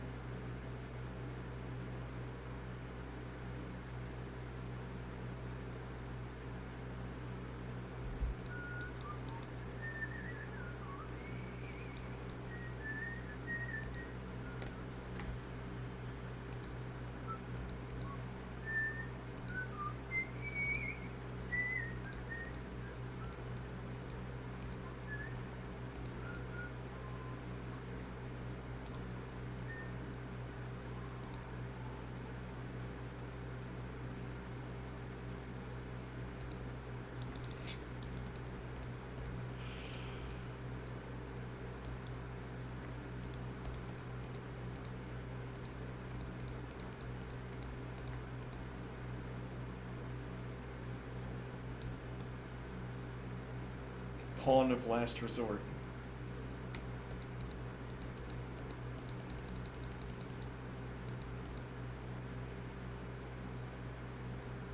Doesn't feel like our bishops have much of an advantage over here.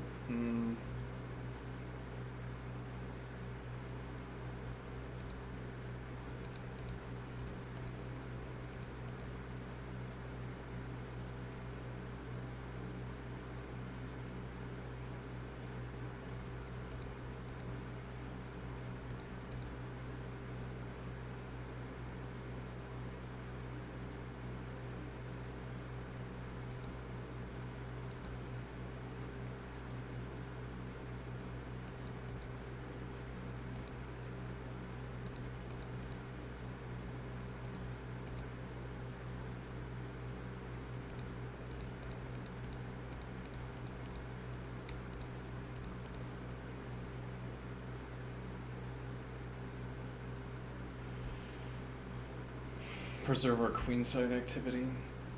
The king dropping back and opening the queen onto the file. Then what? Are we looking for an H advance? Why isn't my bishop on c8?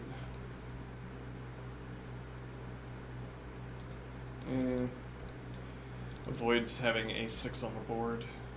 Keeps coverage of b5 without a6.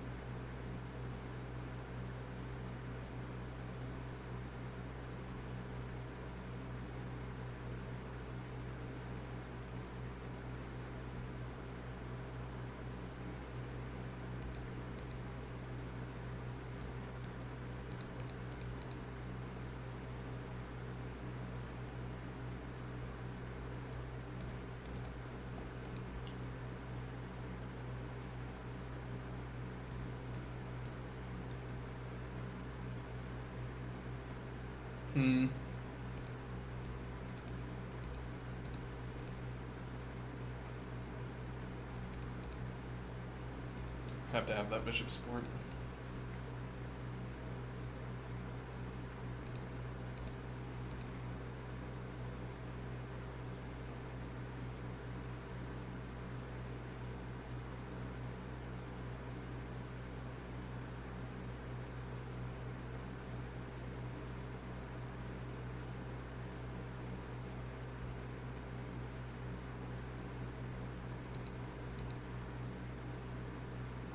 This makes it easier to defend e6, plausibly, because now we don't have to have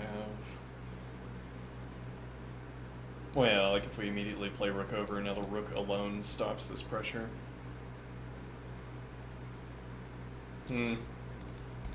Actually, no. We'd have to have at least one capture beforehand with bishop. But... this coverage, knight coming in.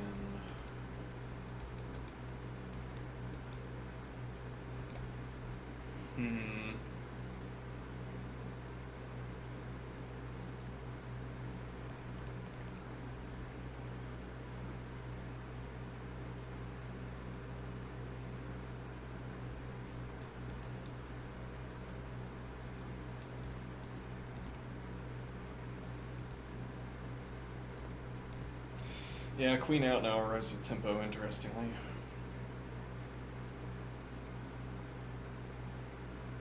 This is on pre.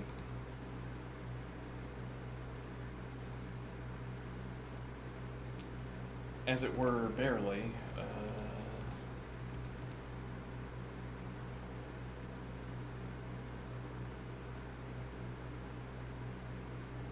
No tactic, though. Here. And you have to move the knight. Safe. Take pressure. Now this doesn't have tactical pressure either.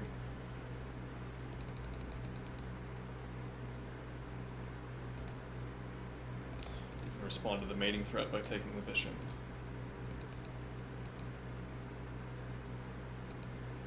And that was true from here.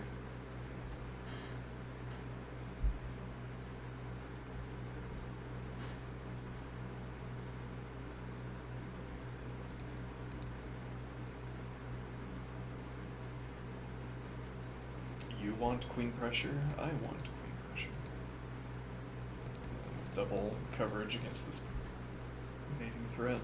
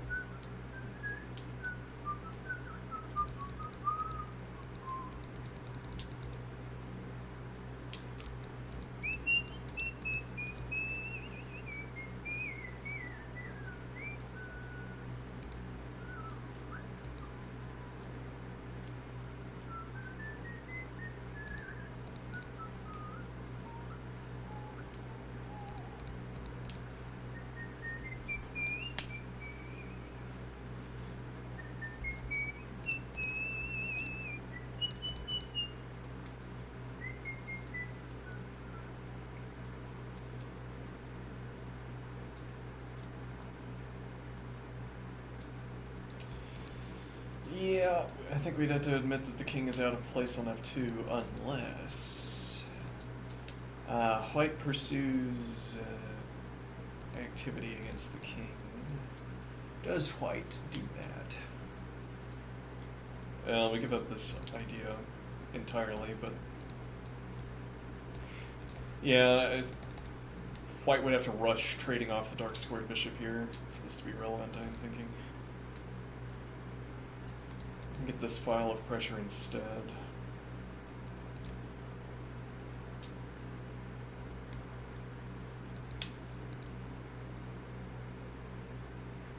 And if you don't rush this pressure, we have the same idea on any tempo we want. Or rather, if you don't rush this threat of playing queen h5.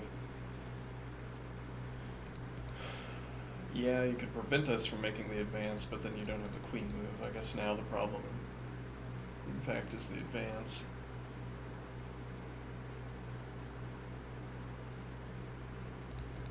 Though, no, because it's still knight support. Yeah, it's a bit of a problem. Or we follow through with queen g7, and now with the advance, the pawn is pinned. Though. Yeah, well, actually, you have to spend another tempo securing this pawn, so moving the knight, but you don't have a good knight move, I'm thinking. Actually, we're threatening to advance with your pawn pinned.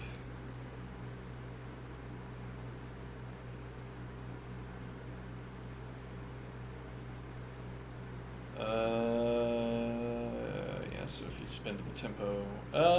yes, we don't have a good answer to that at all. Well,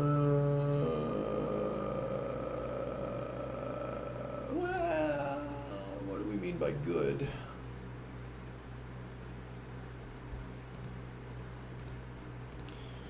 Here, threatening to move with check, but here, defend or applying winning pressure. And now, if you take,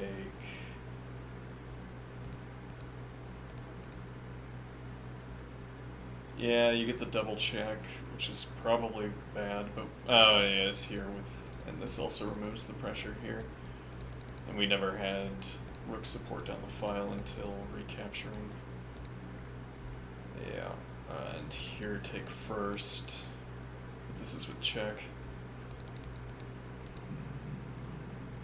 Yeah, we need the rook or knight.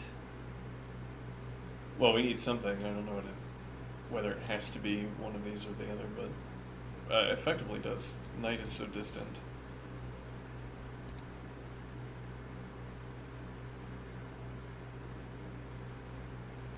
Claim this tempo. But this knight routing also doesn't solve the problem.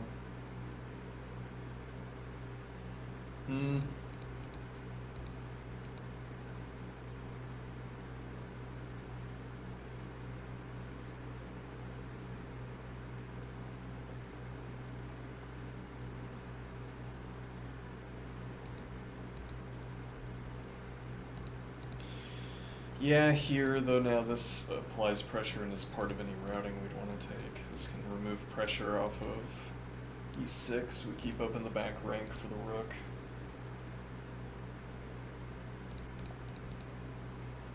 Unpalatable, perhaps. Did we? Yeah, we dropped a tactic. As we have done several times. Yeah, this is too locked up with the central being, with the central advance having been made. We have to go back earlier. Apparently quite a bit earlier.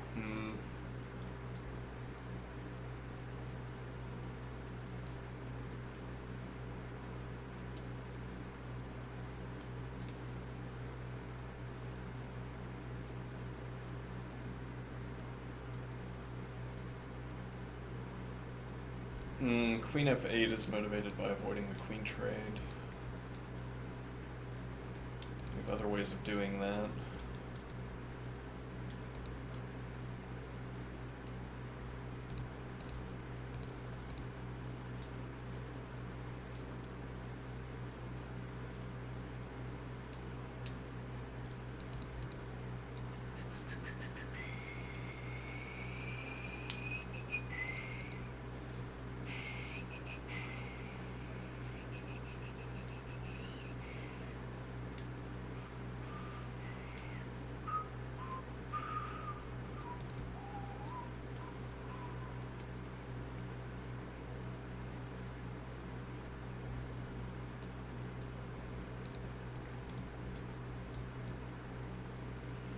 And then sensibly we try to avoid making the game about the kingside pawn structure.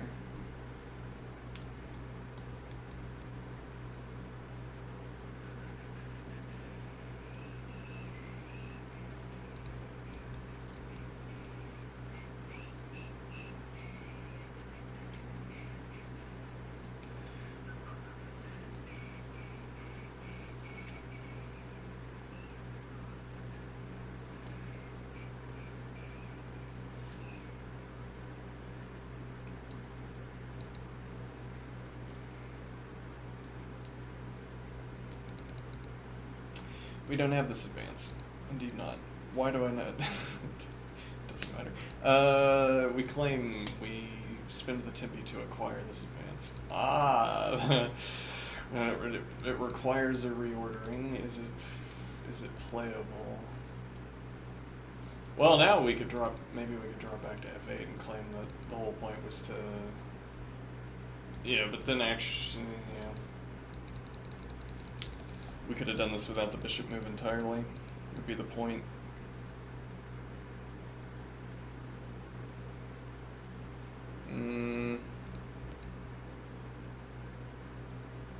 Well, this is a different question that you'd have to answer.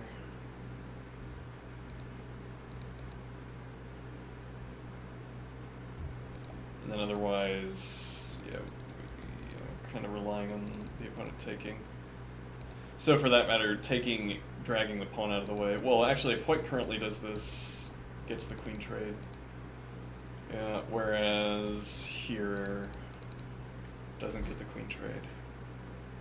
Okay, problem with this line.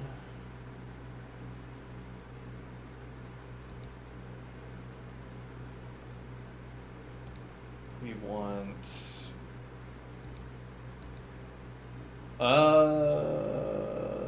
maybe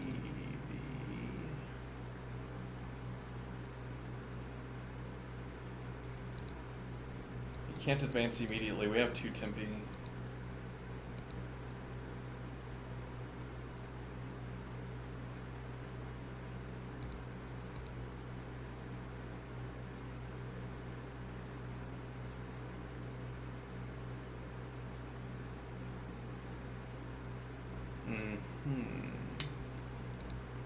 That's not what we wanted. Rather, we wanted.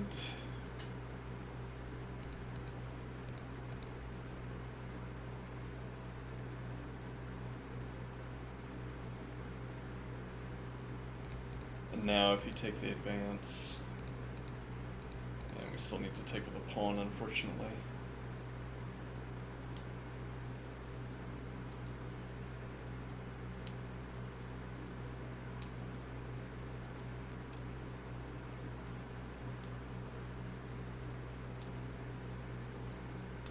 We haven't moved the queen yet.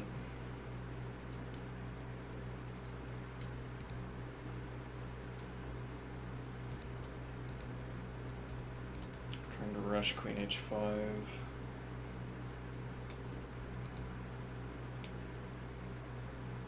Yeah, still h5.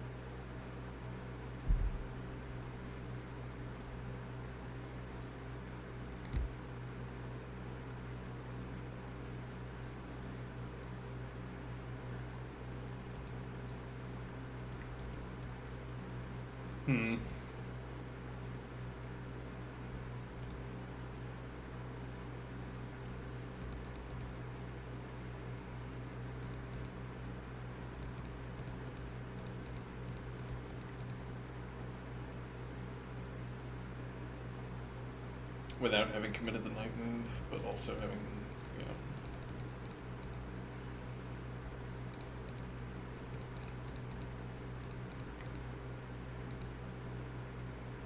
You could take with the bishop, but immediate piece trade. Actually, that doesn't work because we haven't moved the queen yet, but that sticks our queen in the center because we can't move off of the diagonal.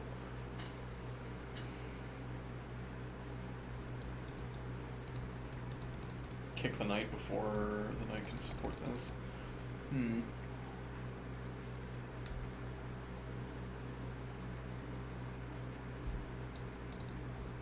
Yeah, though we don't want to take. And now this becomes a problem. Neither of the knights is in a position to cover this. Look over. Maybe required.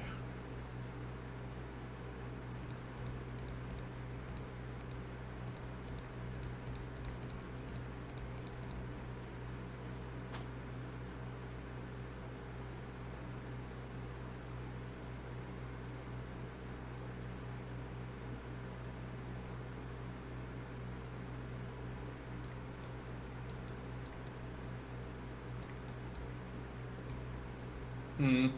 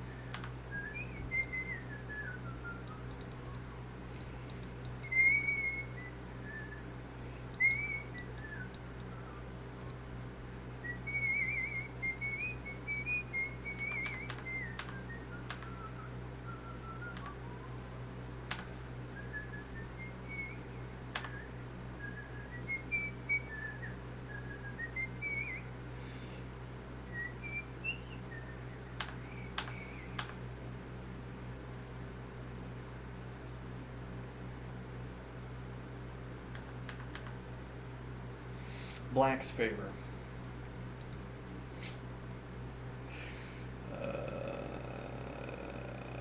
Black has a slight advantage. Well, you don't want to put the marks down because what if you're wrong?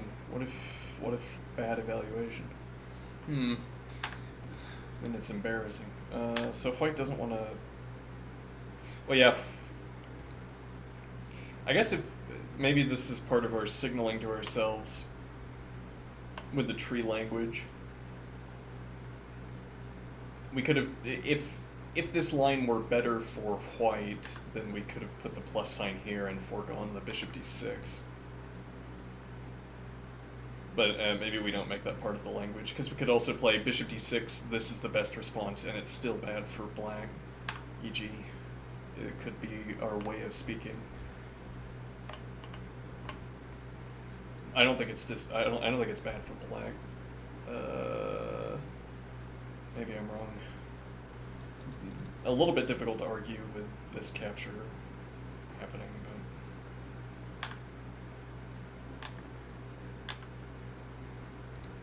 so you need more preparation. Okay, and now with preparation having been played,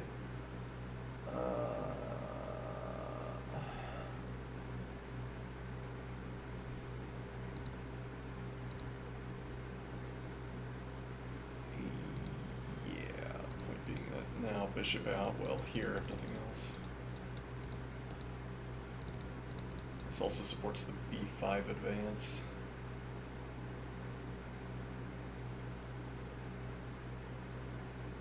And now, if our pawn structure was this,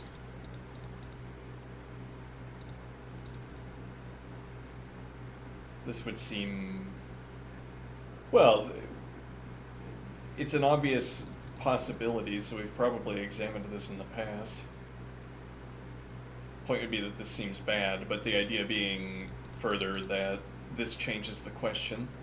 Is it still bad if we have this structure over here at the base?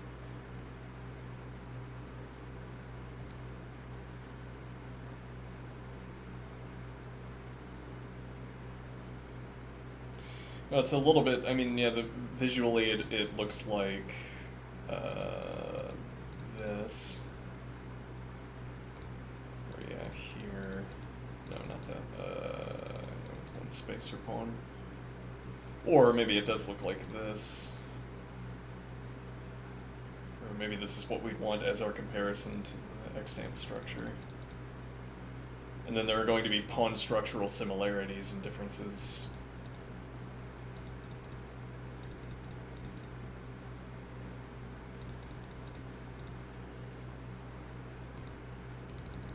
Anyway, you'd have to reevaluate whether this is a reasonable line of play.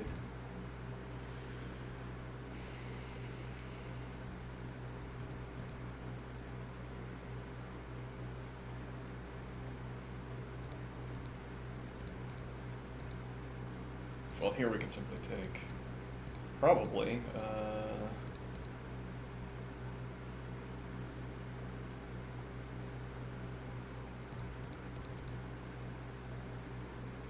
seems fine.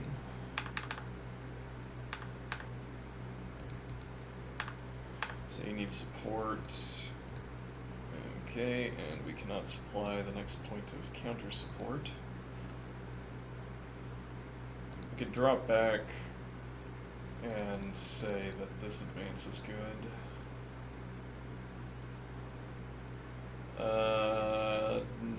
Maybe. We get the d6 pawn advance also opens up knight d7, so if, for instance, castles... we're still not with winning pressure, but also now bishop blocks knight.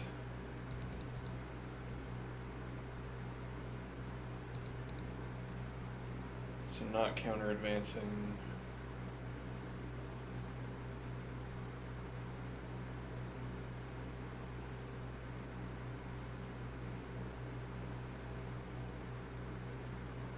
And counter advance here.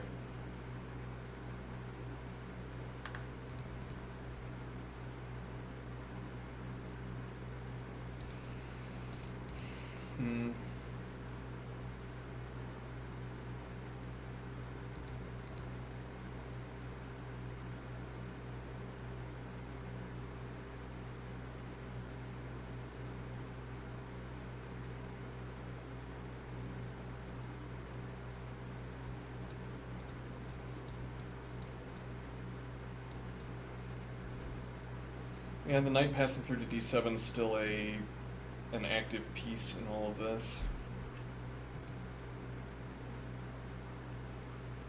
And we've cut out the diagonal pressure from e6.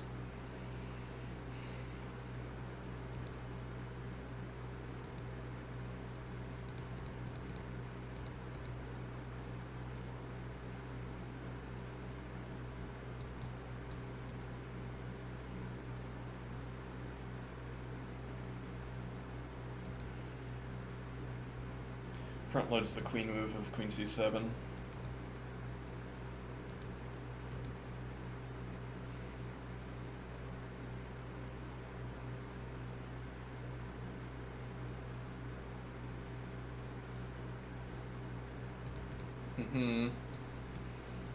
Insist. We have the diagonal battery here against the A advance. What capture are we looking to use? Not obvious that I want to do this because of the bishop. Yeah, less committal.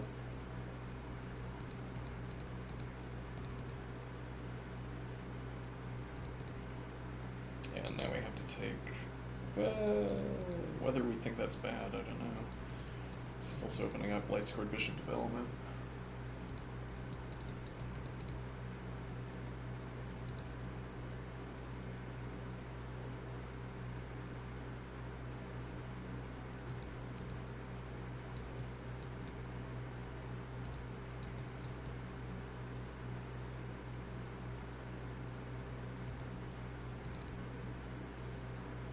Well, and am I afraid of the advance? Maybe. I don't want to take, and you're threatening to advance, so...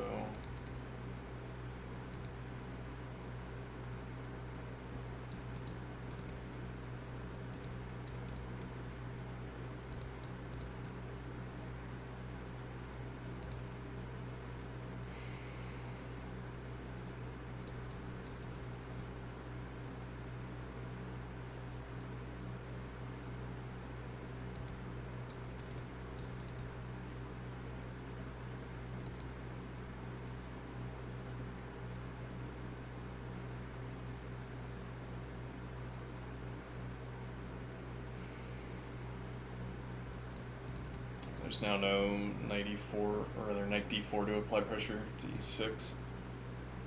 And this doesn't have a pin advantage.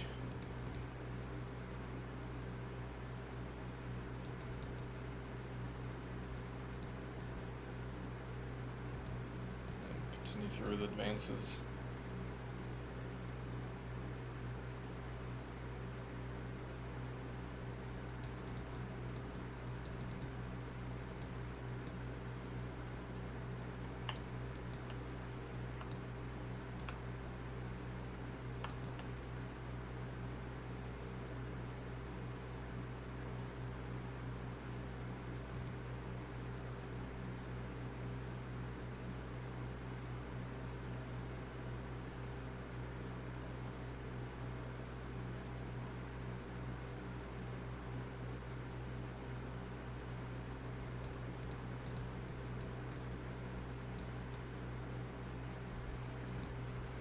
Advantage black. Why?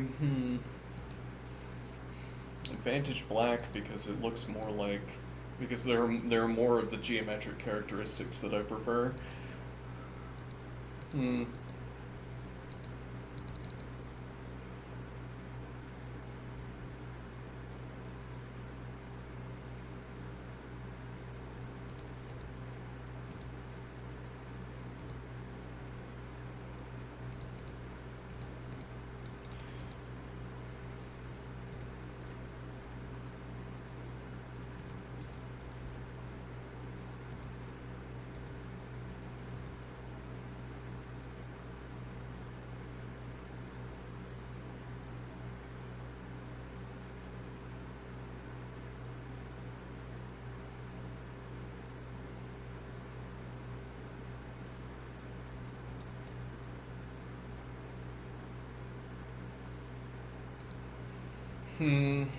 Yeah, though it's pressured, we haven't lost the option to fight this.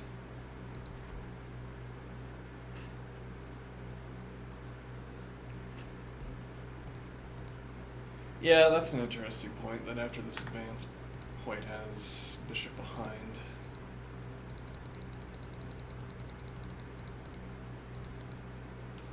Though...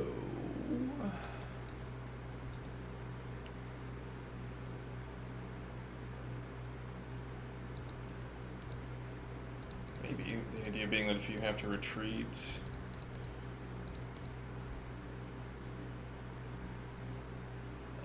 yeah, this is kind of an awkward point. If you take, queen takes, and now... make me right.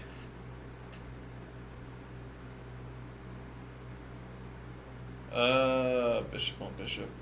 Yeah, that doesn't work. Here we'd have to take...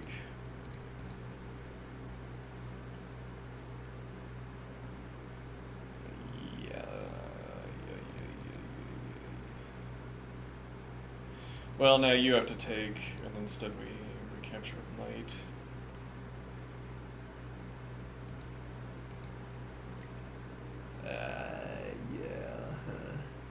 Or the other way around, I'm not sure whichever's better. One of them probably is.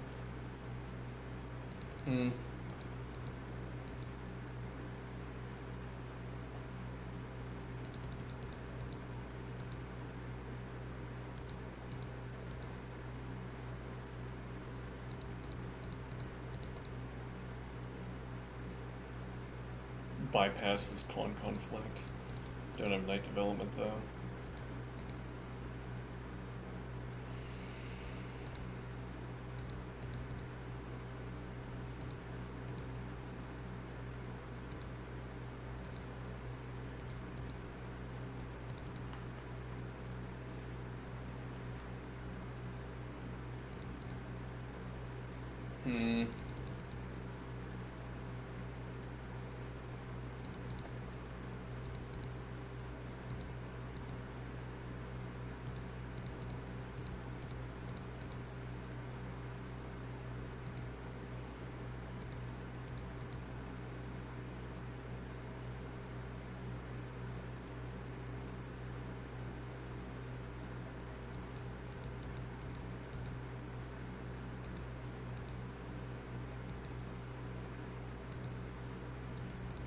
Yeah, maybe we care about that enough, but now...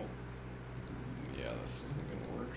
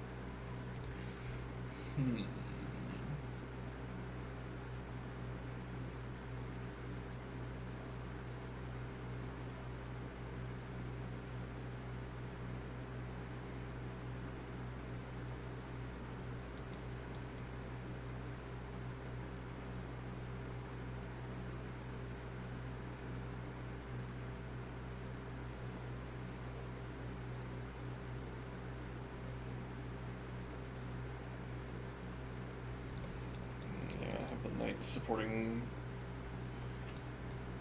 2 base of chains. Bishop could do the same. Try to get the dark square bishop to b6 to support c5.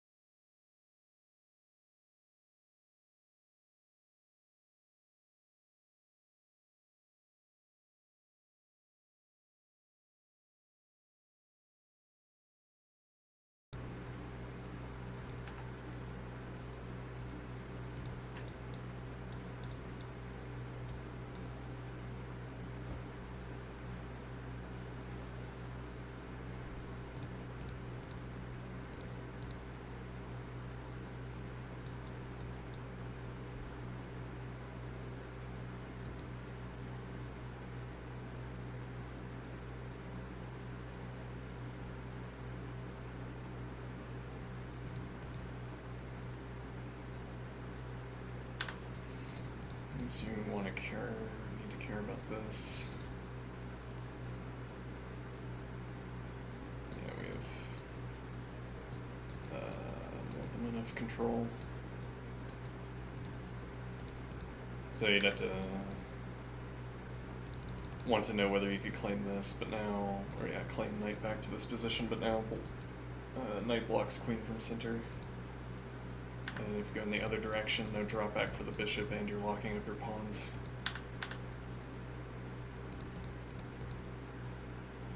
And now this has only facilitated black's development.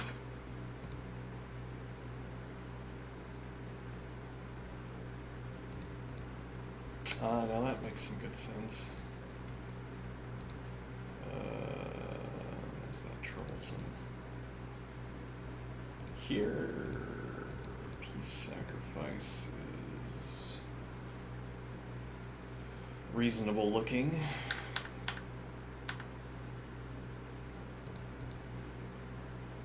It's a little bit unconvincing.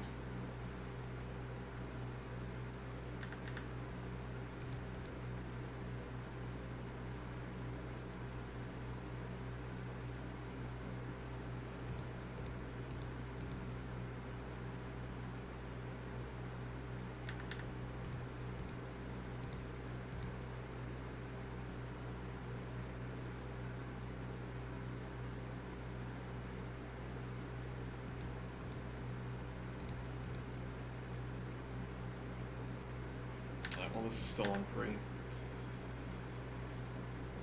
Yeah, this is once again unconcerning, I think.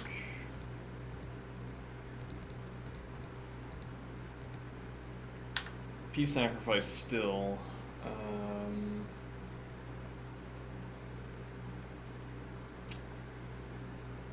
Well, we don't have to have the diagonal, plausibly.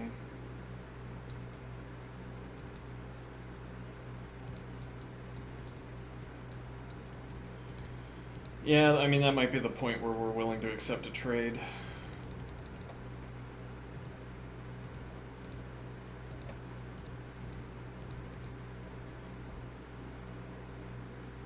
Actually, yeah, that goes critical too quickly. This immediate lane, we can't move the king.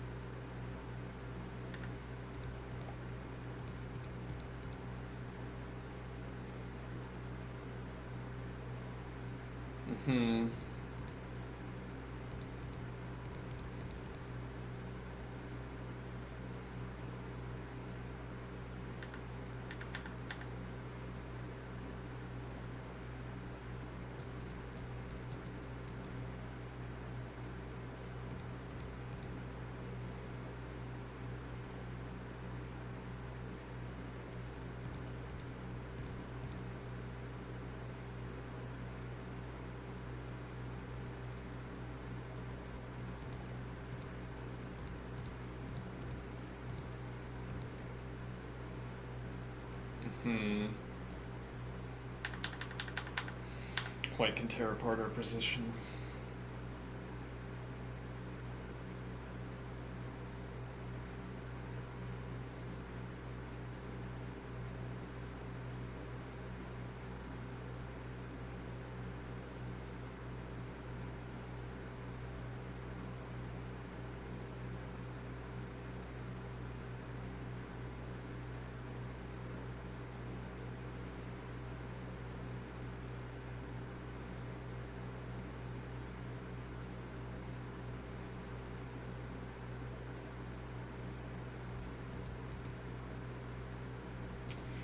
Yeah, it's because this activity on the king side, all of our pieces are lined up. Well, yeah, this knight, this rook, these two bishops are all lined up to support queenside activity, but we're never claiming it in these lines.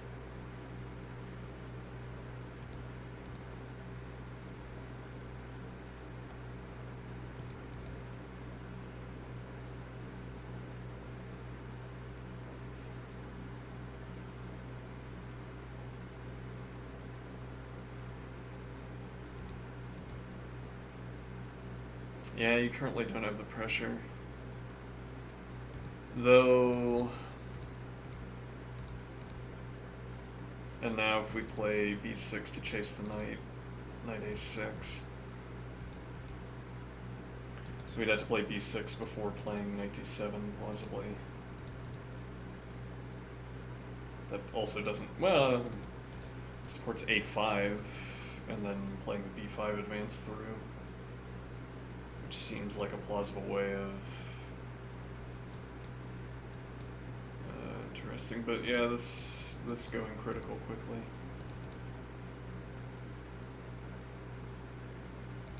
Okay, counter advance.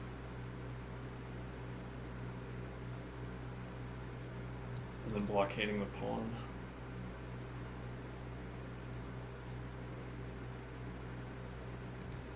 Huh.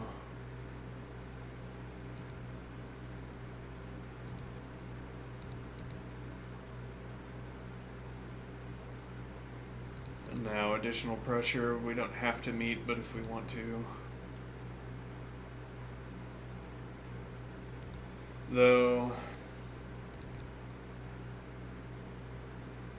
And now the point if takes, we have rook recaptures and we keep the 3 pawns around the king.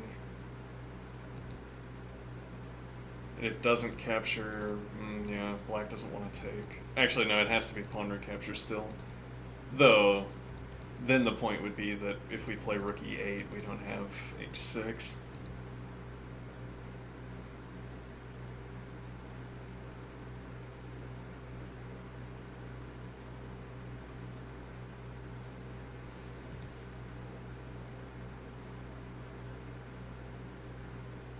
Well, we could follow through on the queen side.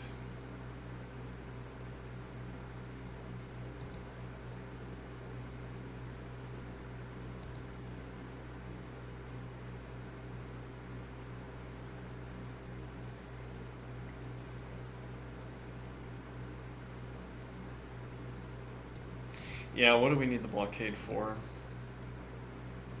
But then alternatively, this move is about transit.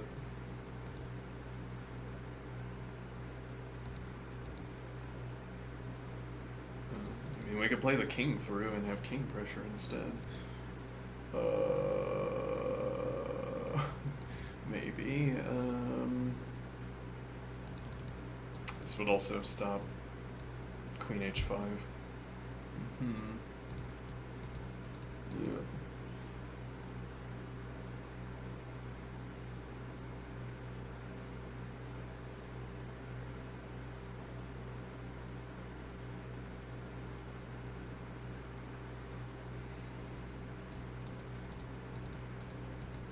Yeah, but now rook and bishop. Well, we have the knight support. So now we could get the bishop back to e8 and then potentially complete development through to g8 with the king. Eh. Hey, why don't we solve all of our problems by having a pawn on d7? And if only this were a suitable substitute.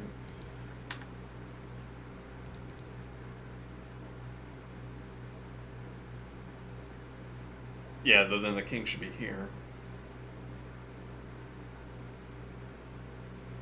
Or here.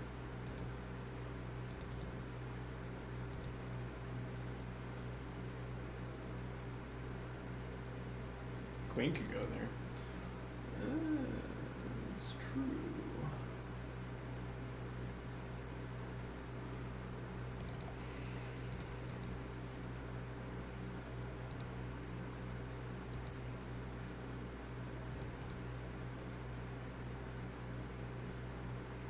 Yeah.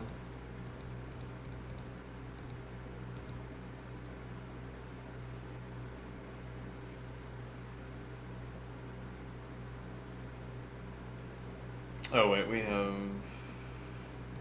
Well, now we have tempo, but yeah, this is kind of pointless for black. This king is overexposed, so I'm thinking maybe not. I mean, where's the pressure? This could you can't pressure this. It would have to here, yeah, but then knight recaptures, trying to take advantage of the pin. Like, what is the line of attack against this? Yeah, you can force a trade.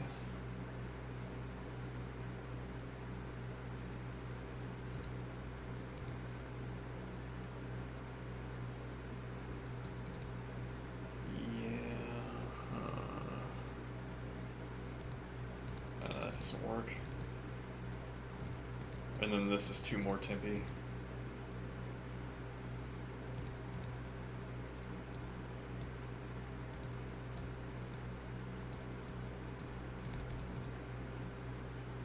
Rook doesn't do anything with the file.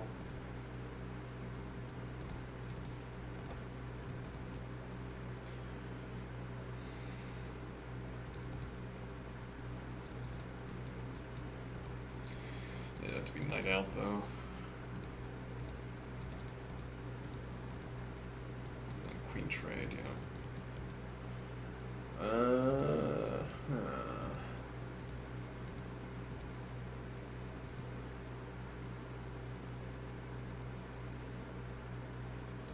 I have the knight drop back, but black is completing all of the pawn moves on the king side, and we can't get anything going on the queen side.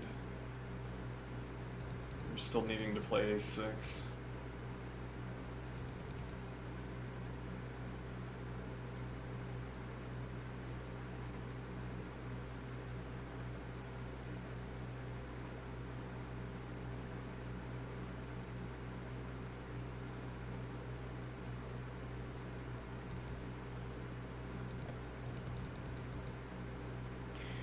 Alright, I declare slight advantage for white. Okay. This too easy to do. Though, I mean, we were talking about this advance. I'm not so fond of making this so early. But this solidifies these 3 pawns around the king to a considerable degree.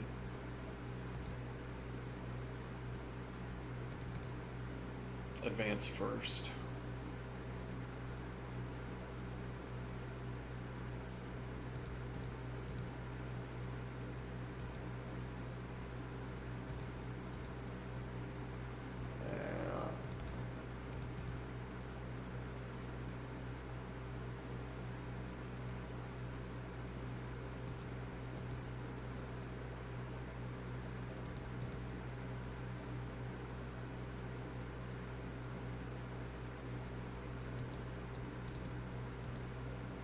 Over aggressive.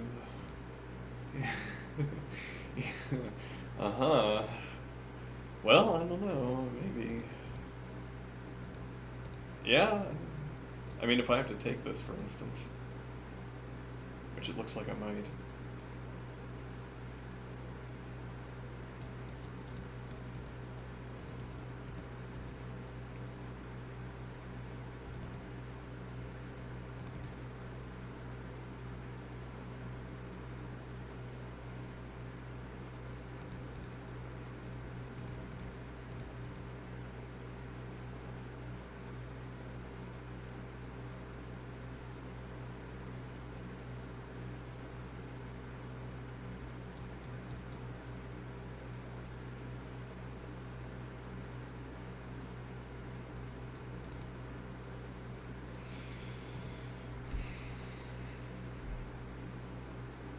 Well, maybe we're willing to take there. No, because the willingness to take is never. But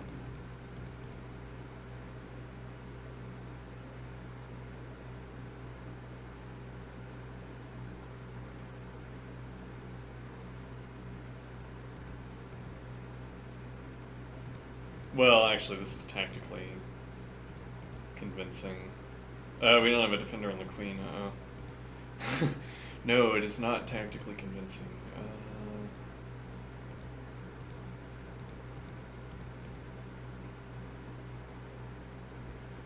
This is a trade so far up to this point. This is with winning pressure against the pawn.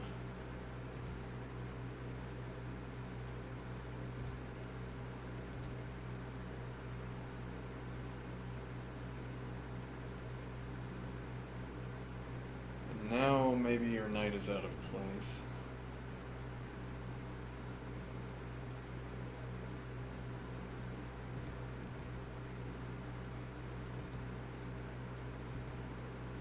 Yeah, my pieces feel a little bit like something here has to work before my pieces get restructured or before I have a way of organizing them.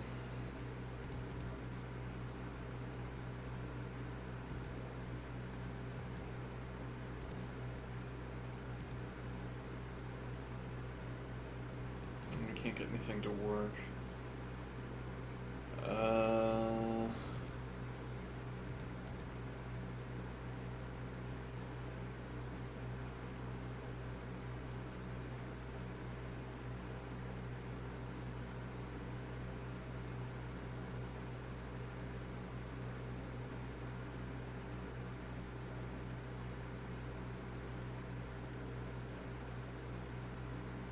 Furthermore, needing to spend the tempo to avoid a trade. And now knight doesn't have development. We don't have any queenside activity to show for this either.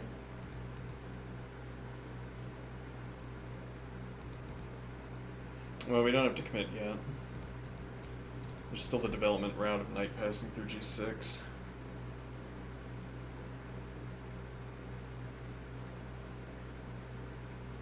That we haven't explored. Also, this outlet. Call this material up. Is the could it be that the bishop pair advantage is entirely an observation about what happens? Could it be that the bishop pair advantage is a coincident advantage, as it were, in all of the lines that are popular, or in most of the lines that are popular, the bishop pair happens to be better? Or is it generally the case that having two bishops is better? Is there an answer to that question? Why do you think there's an answer to that question? What makes you think that's the type of question that has an answer? Who told you that?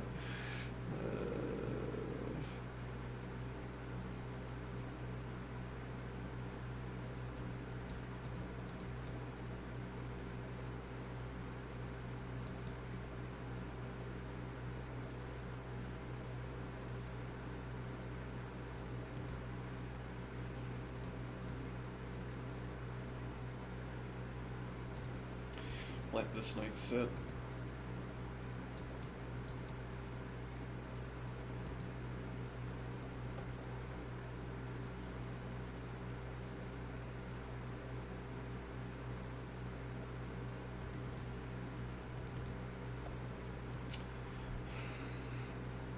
Equal, I'll say, because that's one of the symbols available.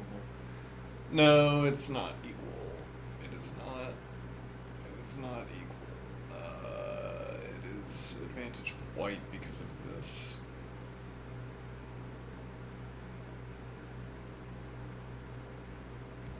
And that's probably not a slight advantage either. I mean, really, the difference between slight advantage and not slight advantage is that we're saying, well, maybe this is a tactical. Maybe this says decisive advantage. That is coincident enough with tactics that we could simply adopt this as a tactics indicator. The way this is presented, we have advantage, decisive advantage white, moderate advantage white, slight advantage white equals black, black minor or slight, black moderate, decisive, which makes it look like this is a scaling, or this is on a number line, as it were. Okay, but we don't have to use the symbols like that. Instead, we could... Well, yeah, this would mean tactics in favor of white. As it were, if... Okay, we could imagine a case here where... we can imagine a case where the engine favors black -9. Alright, and then black makes a move that gives -6. And now we wouldn't want the interpretation, we wouldn't want the reading white has a decisive advantage. But this move tactically favors white would still be an accurate description. I guess that's where the question mark comes in. Anyway, then this would be advantage white because of this. being too good at the moment.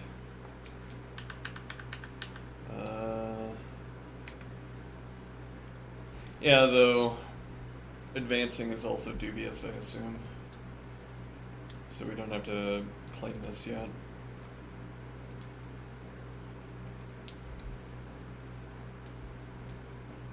Yeah, well, it's also spending one of the tempi in the liquidation of the king side, or the locking up of the king side, whichever, the liquidation or the freezing of the queen side, depending on which arises after this advance, as opposed to playing one of the moves that leads up to the liquidation or freezing of the queen side, which I want to do at some point.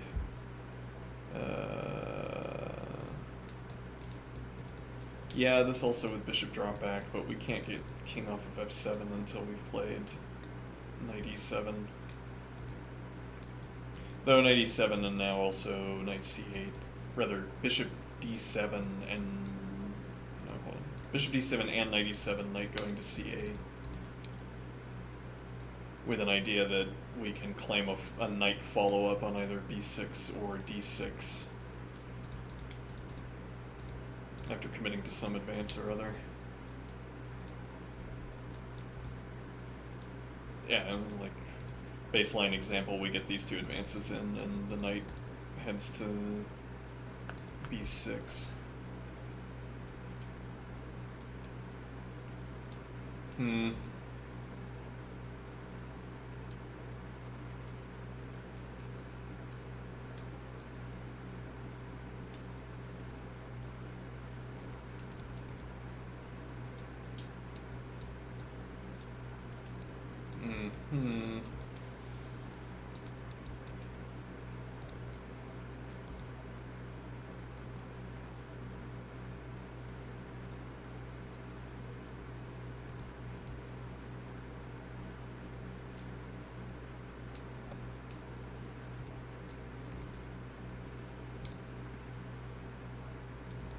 We still have to have bishop support for this,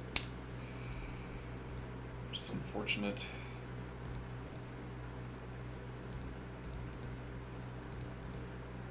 Well, we have the recapture.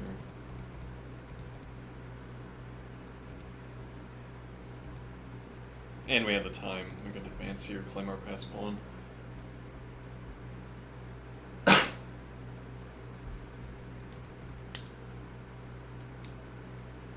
Yeah,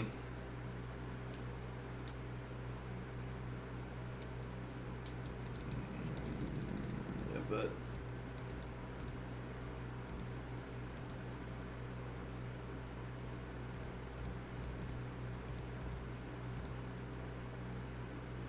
doesn't work. Yeah, this queenside activity is not turning out in our favor at the moment.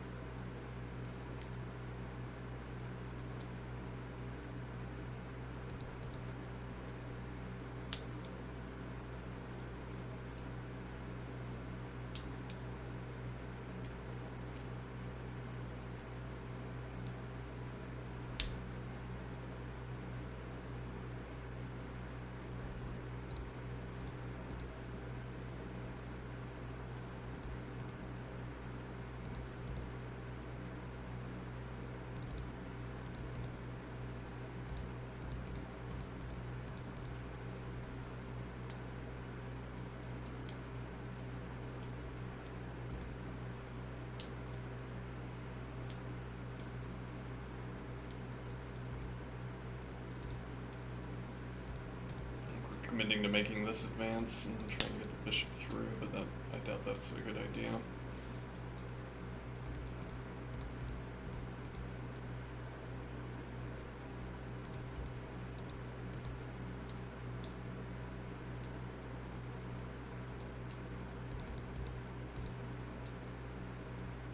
And I don't like this counter advance. Yeah, but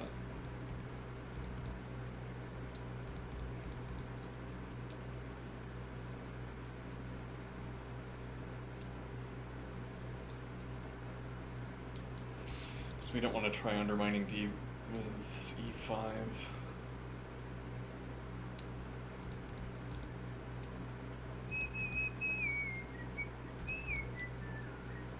So this amounts to stopping what white can accomplish on the queen side. I prefer my compact structure, but we're also not finding ways to unwind our position.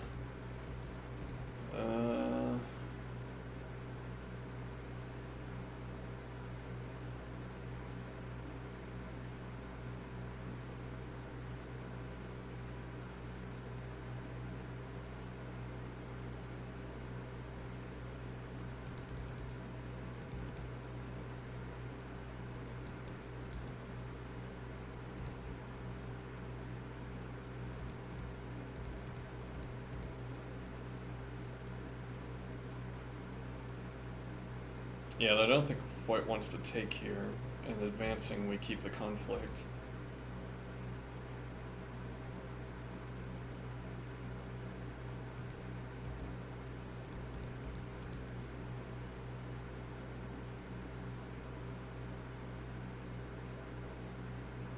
And why purportedly does white not want to take? Why does white purportedly not want to take?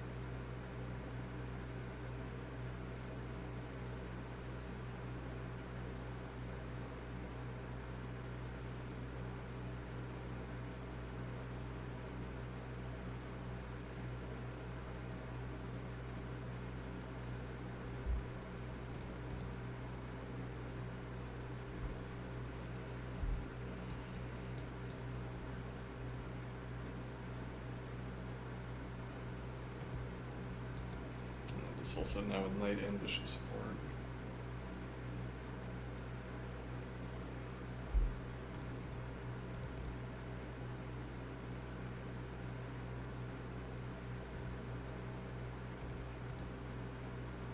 And opponent's still pinned.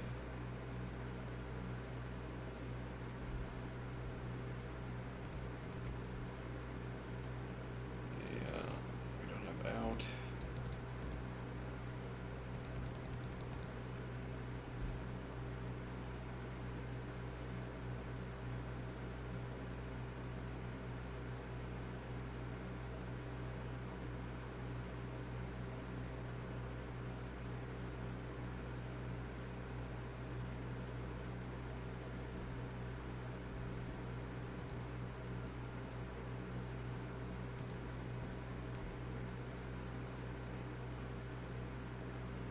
Hmm. You don't have winning pressure against this pawn at the moment. You haven't spent the rook move. No knight stacking.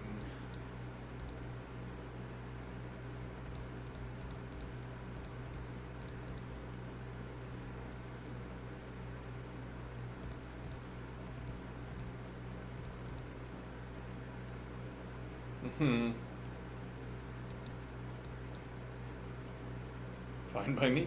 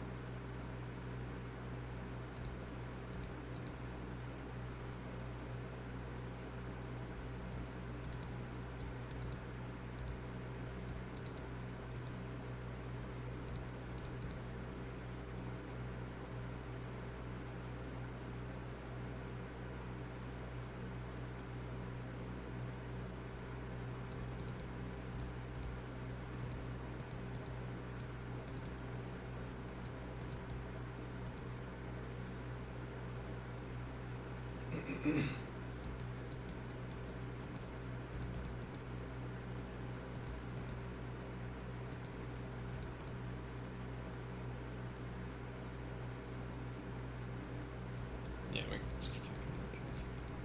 Support, drop back, cover A7.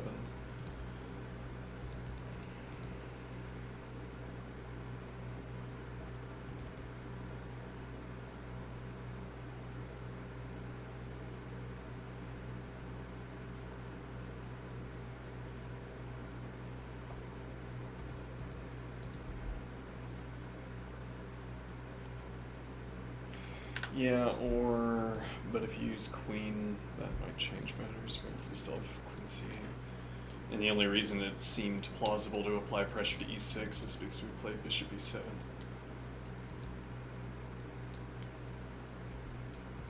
Now if you commit to stacking pressure,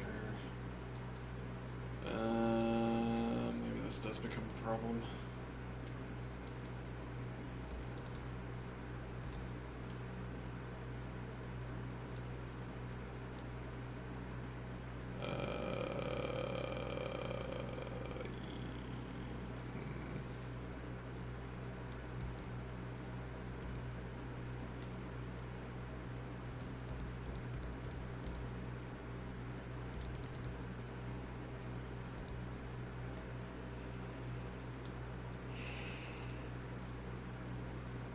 Yeah, that doesn't work.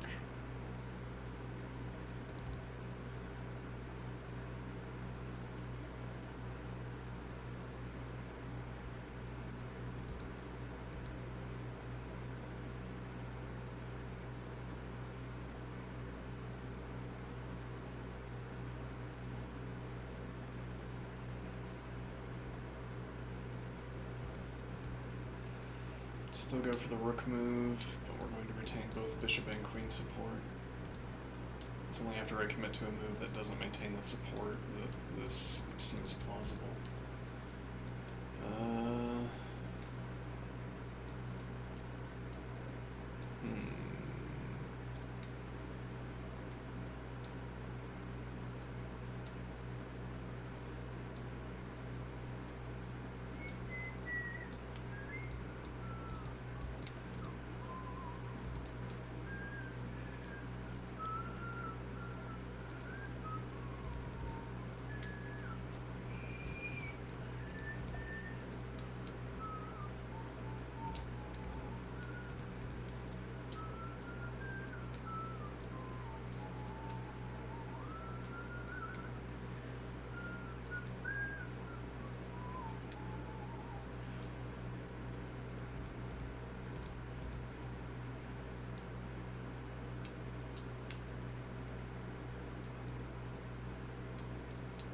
Still have e7 for the knight.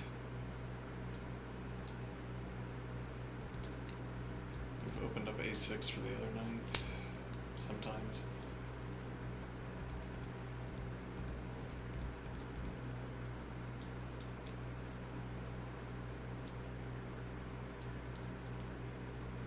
Yeah, this will also.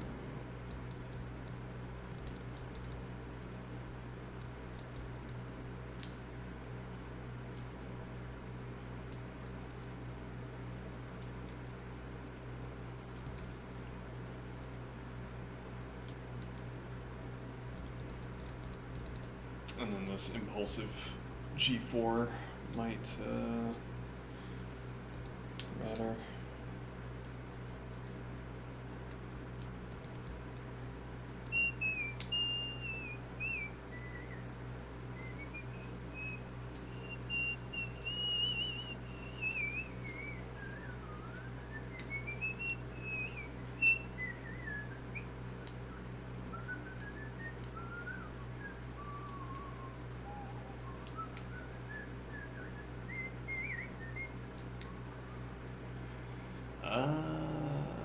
Does white seem scattered, or does black seem underdeveloped?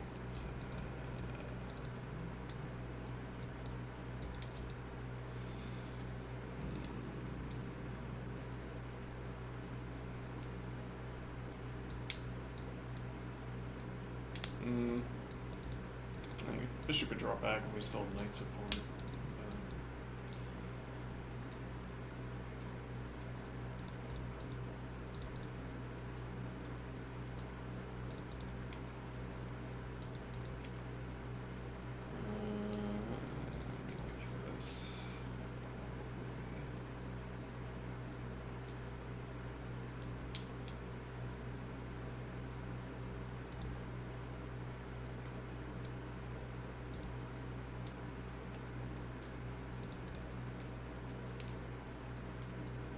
Yeah.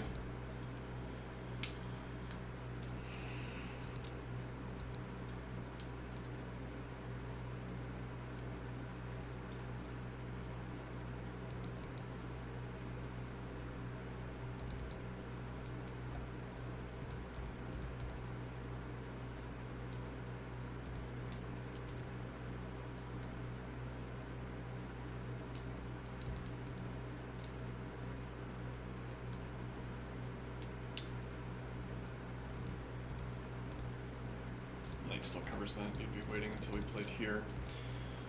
To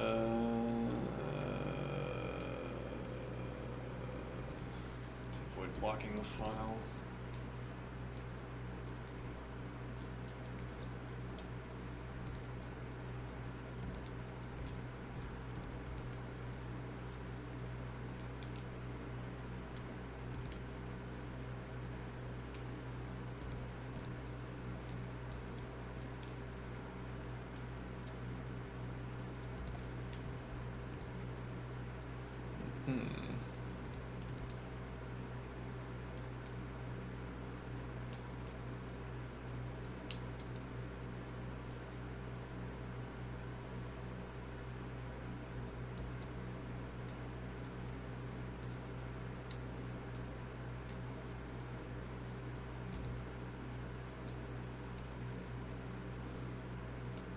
On pre. We get to play here. That hangs.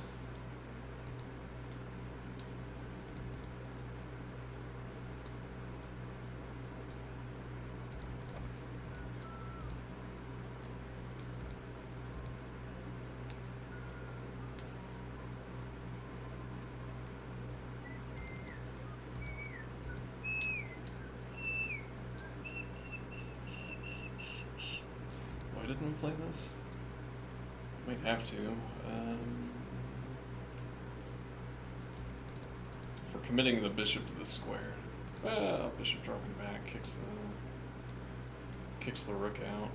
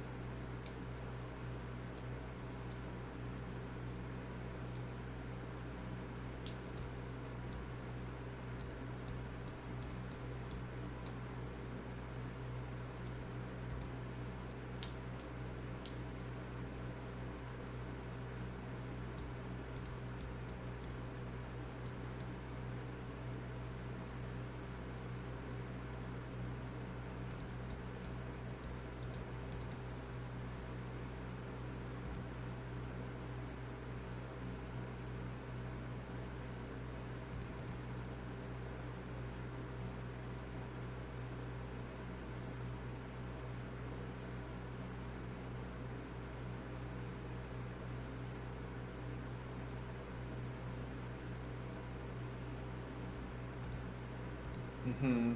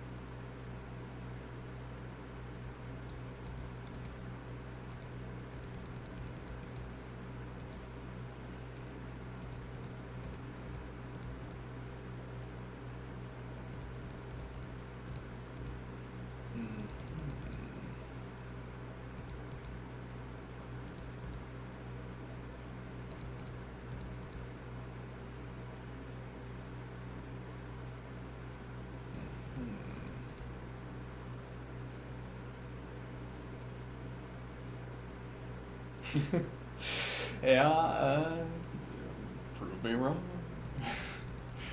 uh,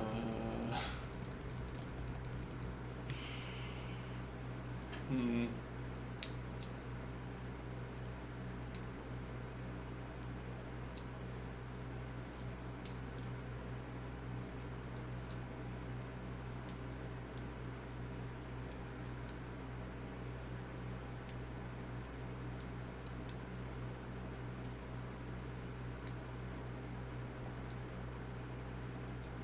Maybe the verbiage is, this is what we have to assert given that white gets rook pressure down the A file.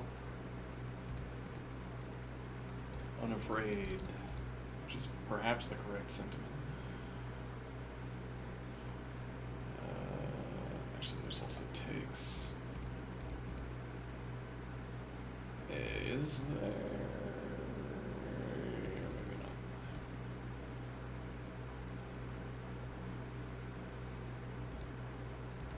We're not really looking to trade. Or rather, even if we wanted to, the opponent doesn't have to allow it. Yeah, we have enough support with a rook only.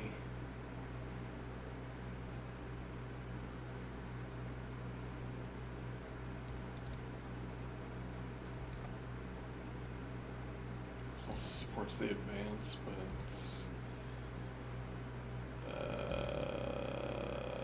we don't have bishop support for the advance.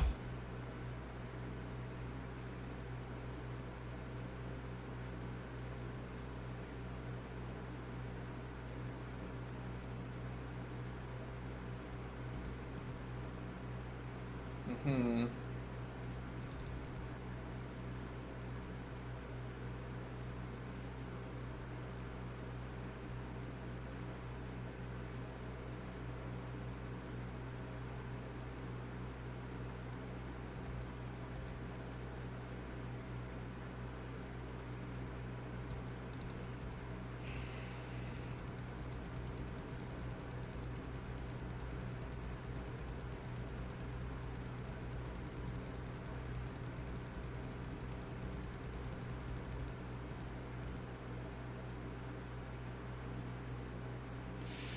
Yeah, because now if you take to get out of the way of the queen, we can interpose the knight. Hmm.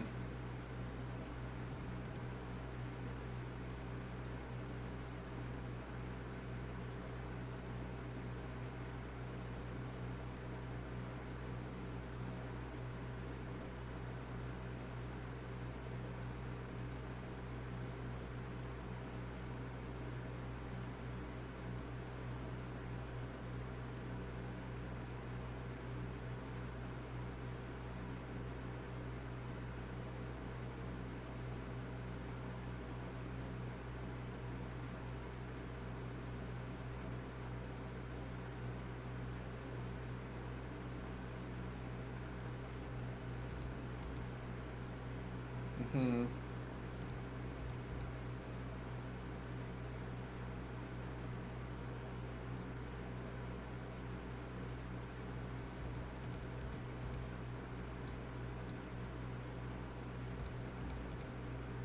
Hmm.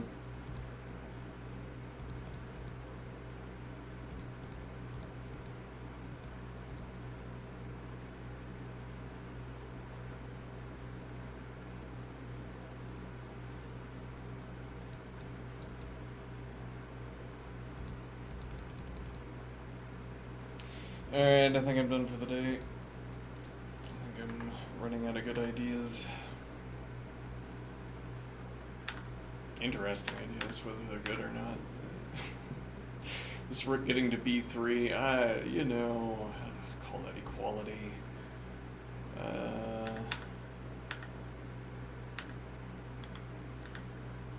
call that equality.